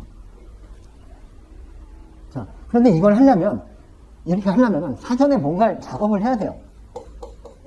이 안테나로는 1로 보내고 이 안테나로는 어떻게 보내고 그걸 뭐라고 한다? 사전 코딩, 프리코딩이라고 합니다. 프리코딩. 자, 그리고 여기서 우리가 1, 2, 3, 4, 5를 보내는 게 아니라 똑같이 1, 2, 3, 4, 5를 보내고 여기도 1, 2, 3, 4, 5를 보냅니다. 2개 안테나가 똑같은 걸 보낸다. 이러면 어떤 효과가 있냐면요. 커버리지가 넓어집니다. 받는 쪽에서 신뢰성이 올라간다는 얘기죠. 그럼 뭐라고 하느냐? 송신 다이버시티라고 합니다. 답은 여기 되는 거죠. 이게 이동통신 분야에 계신 분이라면 어려운 게 아니에요. 하지만 일반적으로 유선망을 하셨다거나 아니면 엔지니어링, 설계나 감리를 하신 분들한테는 굉장히 어려운 문제예요. 그죠? 말 자체가 어려운 말이잖아요. 네. 하지만 한 번만 설명 들으시면 그렇게 어렵지 않다. 네. 답은 1번입니다. 자, 갑자기 이상한 이미지가 올라왔죠. 이게 언제 제가 올린 거냐면요. 자, 여기 보시면은 2022년 9월 28일입니다. 제목은 실기 대비 및 ICT 지식 늘리기라고 해서 문제를 냈어요. 자, 가로 안에 들어갈 영문 약어 및 원어를 쓰시오.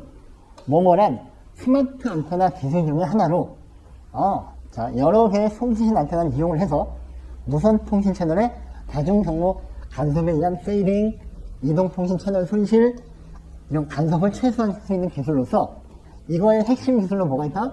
선행보호와 프리코딩, 그리고 공간 다이버시티, 스페이셜 다이버시티, 그리고 공간 다중화, 스페이셜 멀티플렉싱 방법 등이 있다. 자, 이게 시험 보기 11점입니다.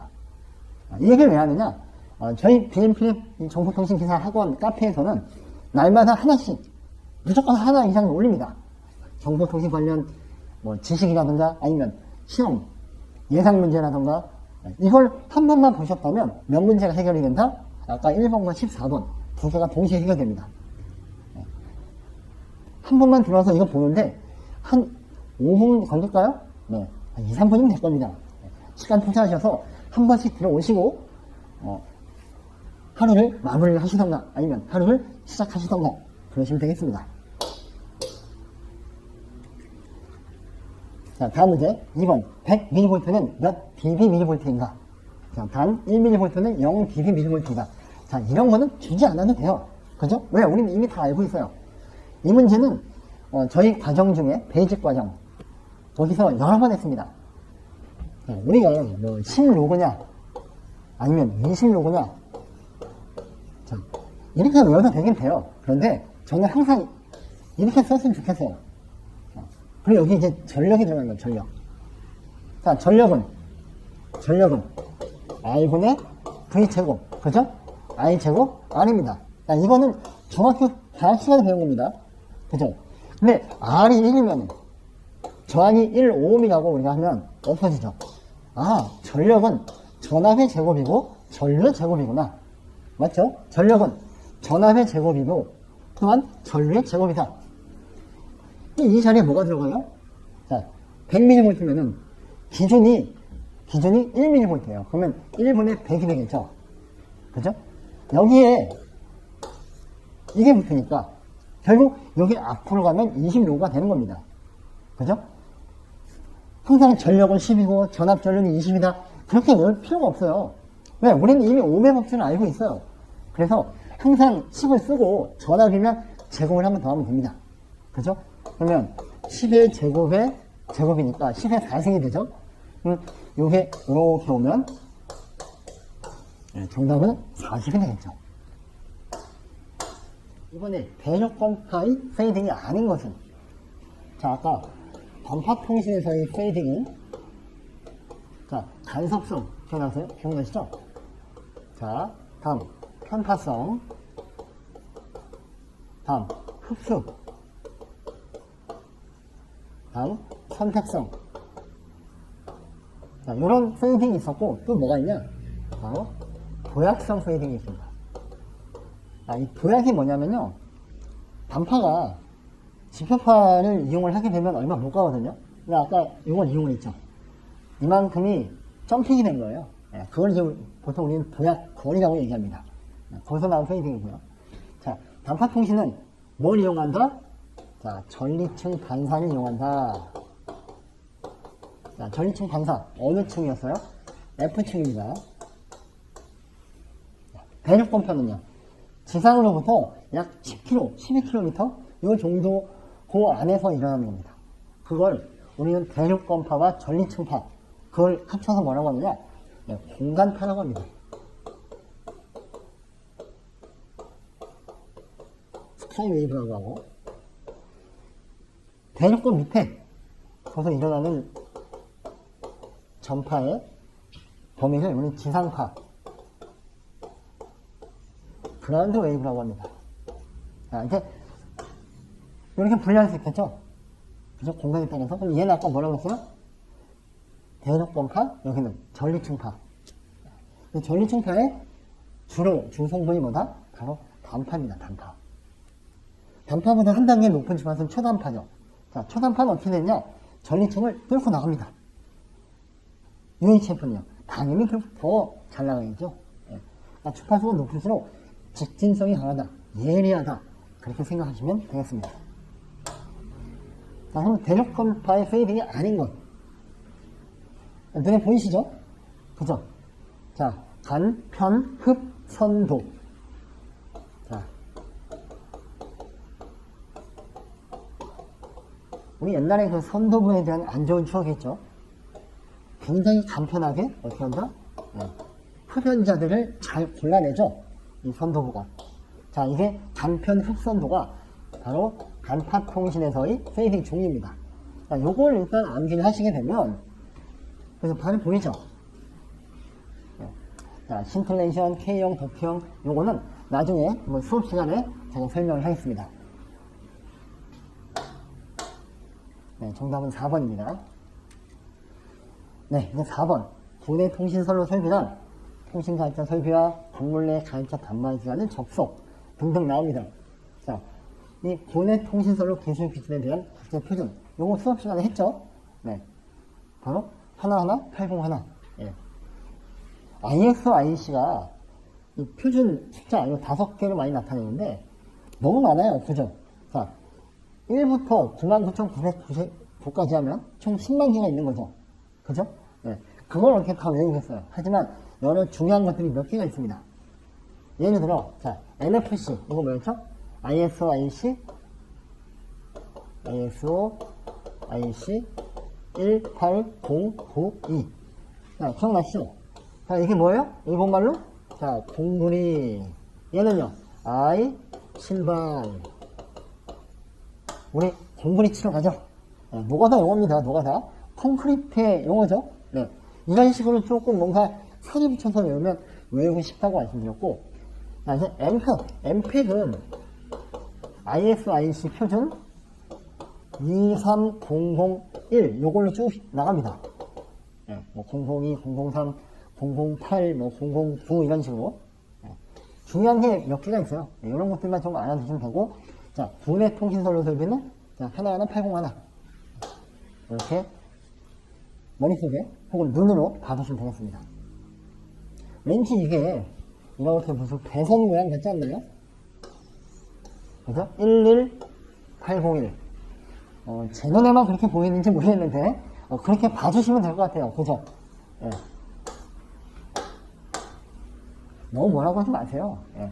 이렇게 해야 좀 우리 눈에 익숙해집니다. 자, 5번 PDH 중 북미 방식인 T1의 전송속도. 와, 이거 우리 수업 시간에 너무 많이 했습니다. 그죠? 자, 이거 전화번호 기억나시죠? 1544-2424. 자, 그리고 뭐가 있었다? 네, 피규론 기억나시죠? 피규론. 이거 옛날 차인데 이걸 기억하는 이유는 뭐였어요? 아, 뮤로. 그리고 요거 속도가 1.544Mbps. 자, 이 24개는 뭐였어요? 사용자 24개 채널. 그죠? 그래서 이게 T1 1544Mbps가 되는 이유가 뭐냐? 자, 24개의 채널이 있고, 야, 샘플. 그죠? 사용자 하나당 샘플이 얼마예요? 8비트였죠. 그래서 요걸 묶은 다음에 여기다가 우리 프레임의 동기 비트 하나. 그죠? 여기에다가 뭘 곱한다? 샘플링. 그죠? 8000개의 샘플. 이걸 다 곱하면 이렇게 1544Mbps가 나옵니다. 네. 지난번에 SDH, 그 전에 소넷 계속 시험문제 나왔습니다. 아마 PDH, 소넷, SDH는 계속 돌려먹기로 시험 계속 낼 겁니다. 그래서 반드시 알아두셔야 하는 그런 항목입니다. 자, 6번. 자, 이것도 우리 수업 시간에 했습니다. 공통선 신호 방식. 다 나옵니다. PDM. 네. 신호 전용 채널을 통해서 발송을 한다. 이거는 PDM을 이용합니다. 다음, 문자 방식 프로토콜에 사용되는 전송 제어 문자가 아닌 것은? 자, 이 문자 방식 프로토콜은 아시겠지만 어디서 유래됐다고 했죠? IBM이죠. 네. IBM에서 처음 나온 프로토콜이 바로 BSC입니다. 네. 이게 어떻게 발전했다? 이걸로 발전했죠. 네. 물론 SDLC라는 걸로 이렇게 갔어요. 근데 이게 이제 요거는 이제 IBM 자체 프로토콜이고 요거는 국제 표준이죠. 그러다가 LAPB로 왔다. 그죠?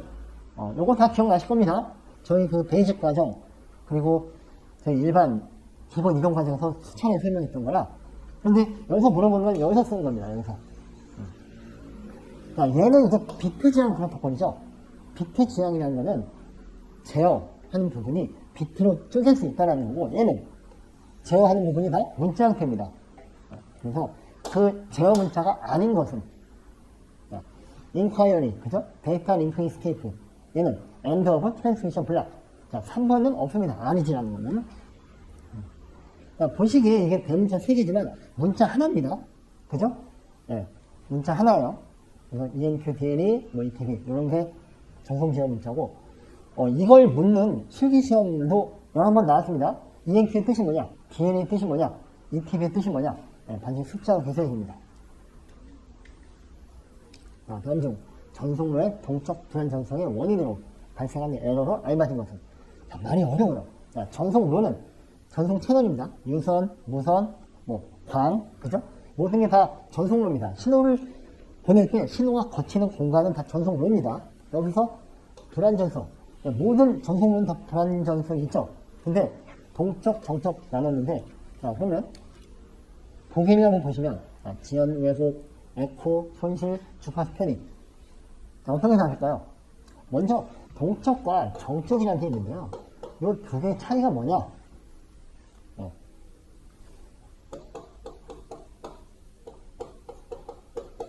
측정 가능하면 정적입니다. 그런데 측정 가능하지 않으면 동적이에요. 자, 지연 왜곡, 그리고 손실, 주파수 편입. 자, 이거는 지연 왜곡, 다른 말로 위상 왜곡입니다.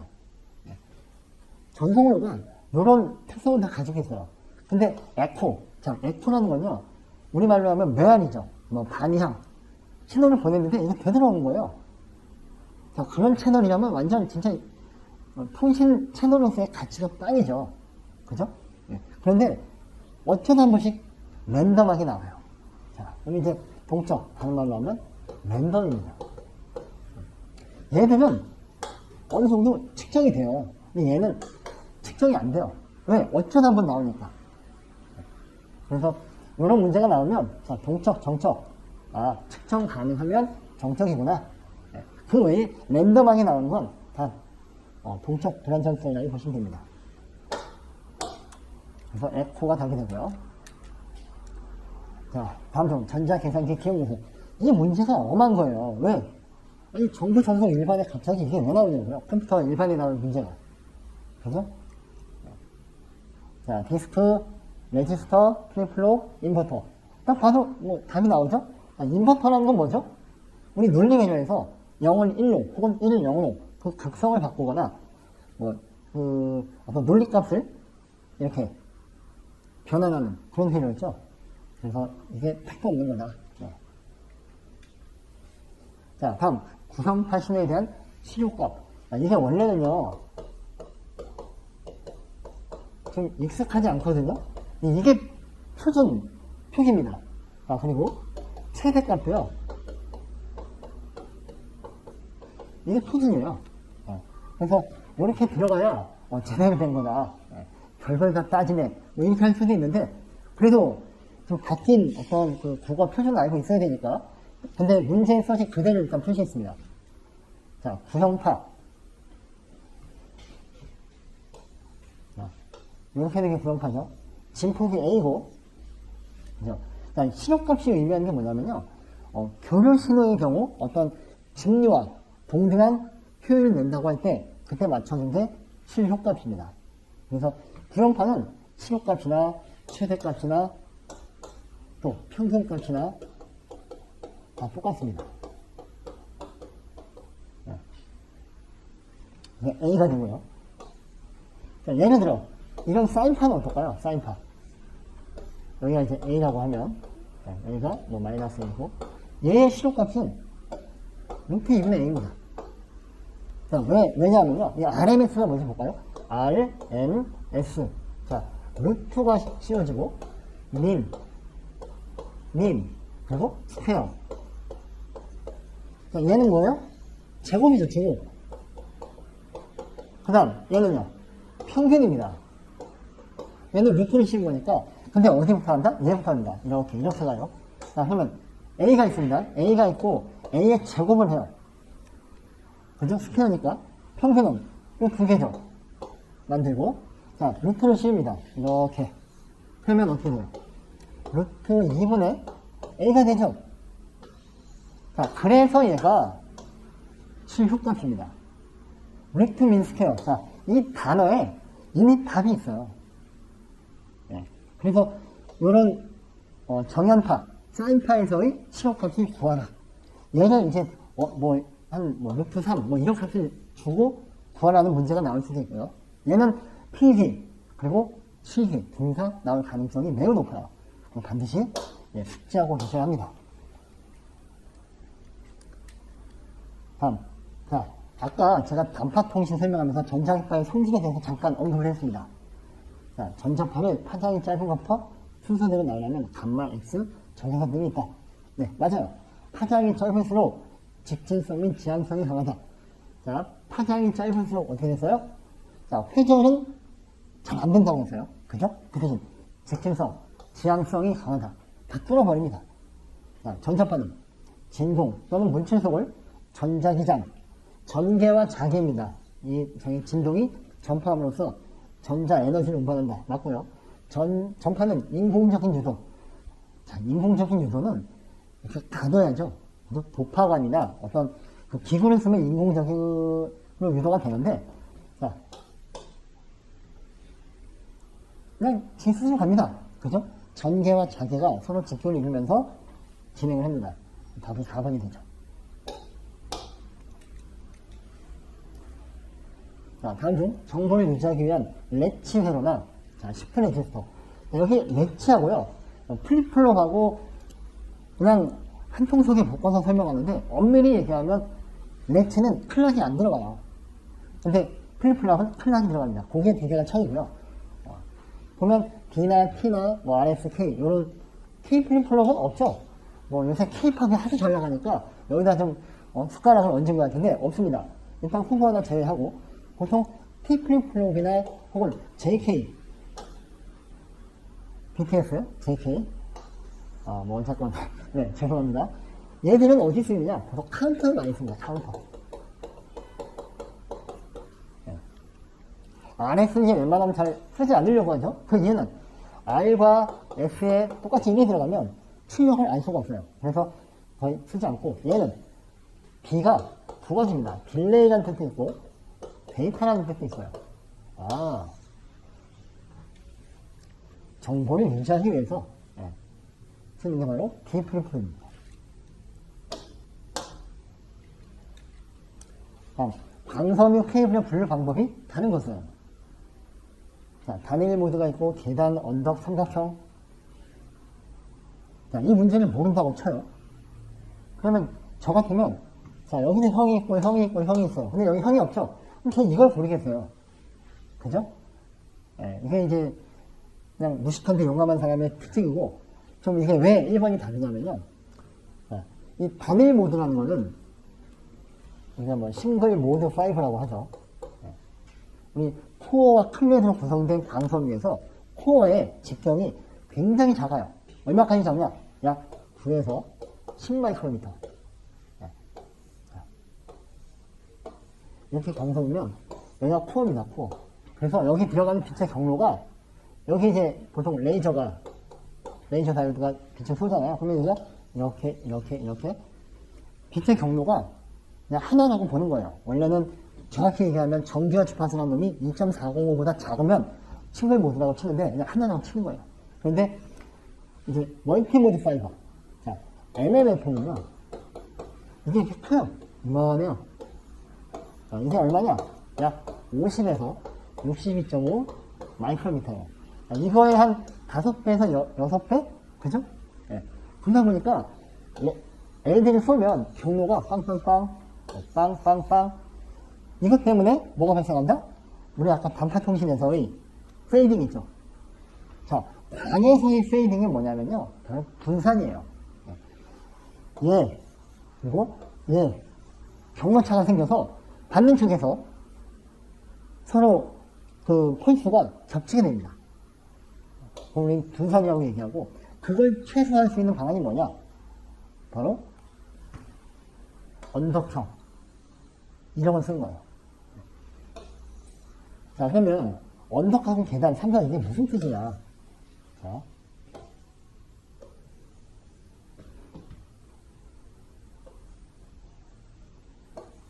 얘는 계단처럼 보이죠? 이렇게 놓으면 이게 뭐냐면요, 여기가 1.47, 여기가 1.46입니다. 여기가. 자, 코어와 클레드의 공철률 차이에 의해서 스넬의 법칙을 갖고 전반사되는 거, 그게 광통신의 원리죠.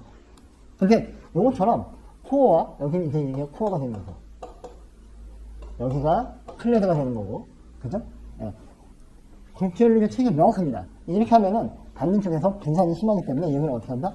이렇게 만든다. 이게 원석형이고요. 삼각형은 이렇게 만드는 거예요. 이렇게 하면 얘가, 그림을 다시 그려볼까요? 빛을 쏘면 이렇게 가는 게 있고, 그죠? 또 이렇게 가고, 또 다른 경로는 이렇게 가고, 또 이렇게 가고, 같이 경로 차이가 없게 돼요. 그러면서 분산이 최소화됩니다. 그게 이런 언덕형 광선물. 문제는 좀 이상해요. 뭐냐? 광선과 파이버인데 뒤에 파이버가 다 붙어요. 이게 생각 없이 문제 낸 거예요. 그죠? 답은 1번이고요. 자, 다중이 출력. 아까 했던 문제입니다. 다시 한번 보면 뭐였죠? 네, 핸드오버죠? 네. 자, 대륙던파. 이것도 아까 했습니다. 자, 도약성. 얘는 감사통신, 전리층파에서 발생하는 페이딩이고요. 자, 이번에 이제 새로 출제된 문제 중에 UWB가 나왔습니다. UWB. 자, UWB는요, 802.15.3, 802.15.4. 자, 여기 UWB가 있고, 여기 UWB가 있어요. 얘는 고속이고요. 얘는 저속입니다. 근데 사람들은 뭘 기억하냐, 대부분. UWB는 다 이것만 있는 줄 알아요. 근데 아니거든요. 이게 막 촉망받던 시절이 언제냐면요. 우리 2세대 이동통신, CDMA가 막 꽃을 피면서 3세대는 뭘 갈 거냐. WCDMA로 갔죠. 그죠? 근데 이 UWB로 3세대로 가려고 했어요. 근데 막 요거에 대한 여러 특허를 가진 회사들끼리 막 싸우기 시작했죠. 우리가 더 많네, 뭐 지네가 많네 그러면서 어떻게 됐냐? 이 표준이 다 무산됐어요. 그러면서 다 넘어가고 WCDMA로 넘어갔죠. 얘를 쓴 이유는 뭐냐면요. 이 넓은 주파수 내용이 있는데 이걸 굉장히 낮은 레벨, 얼마큼 낮냐? 잡음 레벨. 자, 노이즈 레벨만큼 낮게 쓰는 거예요. 여기 다른 시스템이 이렇게 쓰죠. 예를 들어 뭐 CDMA도 쓰고, 뭐 WCDMA도 쓰고, 여기는 뭐 LP도 쓰고. 근데 얘는 다른 거에 보관하게 쓸 수 있는 거예요. 광대으로. 이게 UWB입니다. 근데 이거를 고속으로 보낸 게 있고 저속으로 보낸 게 있는데 오늘 시험 문제에서는 두 가지가 막 섞였어요. 자, 어떤 이 두 가지가요. 고속이 되면요. 절대 저전력은 불가능해요. 얘는 저전력이 가능하죠. 우리 CPU도 마찬가지입니다. CPU도 클락을 오버클럭도 가잖아요. 그럼 전력을 엄청나게 많이 써요. 근데 설명은 그냥 정말 엉성하게 보기를 냈습니다. 또 얘의 장점이 뭐냐면요. RF를 쓰지 않습니다. 그냥 베이스밴드 그대로 쓰는 거예요. 그러다 보니까 어때요? 제작이 조금 더 경제성이 있는 거죠. 네. 이런 장점이 있고 그 대신 멀리 못 가죠. 단거리에서만 가능해요. 네. 우리가 RF를 쓰는 이유는 주파수를 높이 올림으로써 원거리 통신을 하기 위한 거잖아요. 근데 요거는 좀 보기 어렵다는 단점이 있는 거죠. 자, 보기를 보겠습니다. 자, 매우 짧은 펄스폭의 변조 방식, PPM을 쓰고, 예, 단거리 고속 무선 통신 기술이다. 얘는 이제 802.15.3C에 대한 UWB고요. 자, 송신기 제작이 쉽다. 왜냐하면 RF가 없기 때문에 당연히 저렴한 가격이고, 뭐 소자가 빠지면 작아지죠. 맞고. 자, 대용량의 데이터를 저전력 소모. 이게 약간 좀 애매한데, 일단 대용량 데이터를 보낼 수 있다. 고속 전송 가능하다. 맞고요. 자, 이제 리을이 단속판을 이용하지 않고, 여기는 맞아요. 자, 기저 대역 상태에서 이 넓은 대역을, 자, 여기서 이제 그런 거예요. 높은 스펙트럼. 근데 어떻다? 매우 높은 스펙트럼. 자, 이 문제를 출제자가 누가 냈는지 모르겠지만, 이딴 식으로 문제 내면 안 돼요. 자, 매우 높은 게 얼마나 높으면 매우 높은 거예요? 그죠? 이 공학을 하는 사람들은요, 정량적, 정성적, 그런 기준에 맞춰서 뭔가에 문제를 내고 해야 되는데, 그냥 낮다, 높다, 매우 높다, 매우 낮다, 매우 싸다. 뭐 이딴 말을 쓰니까 저는 이게 열받더라고요. 네. 자, 근데 이제 스펙트럼 밀도라는 게 뭐냐면요, 에너지 스펙트럼 뭐 density 혹은 power spectrum density라고 해서 아까 기억나시죠? 이 낮은 전력으로 쏜다. 예. 그렇기 때문에 이게 틀린 거예요. 예. 많은 분들이 아마 다 정답이라고 쓰신 분들이 꽤 있으신 것 같은데 여기서 함정을 놓은 거죠. 매우 높은. 그래서 하나 팁을 드리면 이런 매우가 들어가면 이거 약간 의심을 해야 돼요.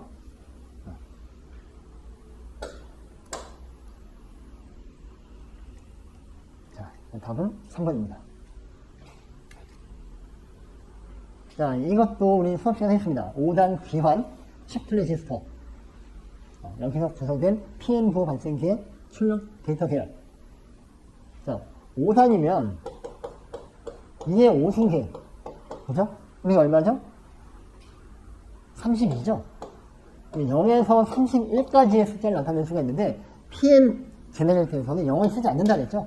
그래서 1부터 31, 총 31번의 주기를 받는다. 자, 다음에 설명하는 용어는 무엇인가? 자, LT의 상향 링크 전송 방식. 이거 딱 보는 순간, 우리 수업 시간에 했습니다. 그죠? 얘는 신체 문제인데, 저희가 이제 책을 쓰면서, 이건 분명히 나올 거다. 라고 해서 예상 문제를 집어넣고, 자, 4번이고. 자, 이거 보셔야 됩니다. 자, 제가 웃고 있죠? 그죠? 자, LT의 상향 링크에서 이용되는 다중 접속 방식은 어느 것인가? 네. 거짓말 하는 거 아니라는 걸 증명하기 위해서 좀 캡처를 해놨습니다. 자, LTE는 SCFDMA를 상향으로 씁니다. 그 이유가 뭐냐면요. 자, 전으로 가서, 여기 보시죠. 이 PAPR.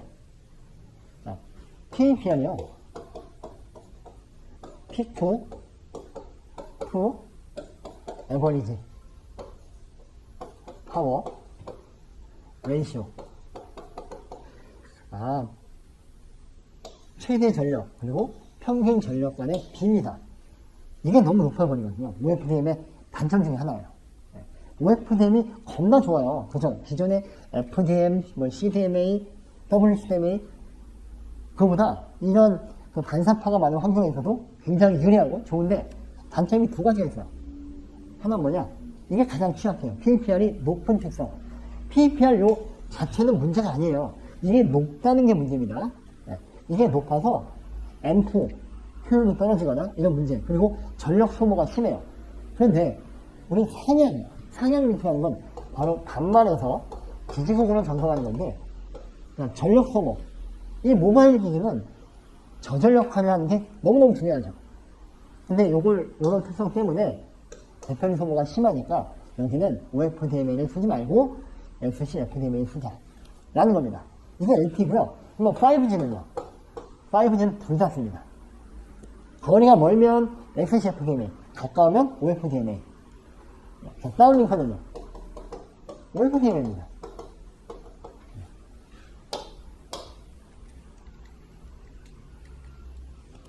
자, 12비트 정보가 6ms마다. 자, 12비트가 6ms마다 간다. 그럼 1ms는요? 자, 2비트가 아니죠? 그렇죠? 그럼 비트, 초당 몇 비트를 보내냐? 자, 그러면, 이게 1초잖아요. 1000하면. 2000이 되겠네요. 자, 산수를 묻는 문제입니다. 자, 방금 전에는 전송 속도를 구하는 문제였고, 얘는, 자, 비트 N을 요래 묻는 겁니다. 자, 어느 특정 시간 동안, 자, 얘는 얼마죠? 1000만이죠. 1000만. 공이 하나, 둘, 셋, 넷, 다섯, 여섯, 일곱. 자, 1 곱하기 10의 7승을 보낸 거고, 자, 두 개가 일어났대요. 얘도 산수죠. 자, 여기 2고, 2 곱하기, 이게 올라가니까 10의 마이너스 7승. 자, 이거 뭐 너무 쉬운 문제죠?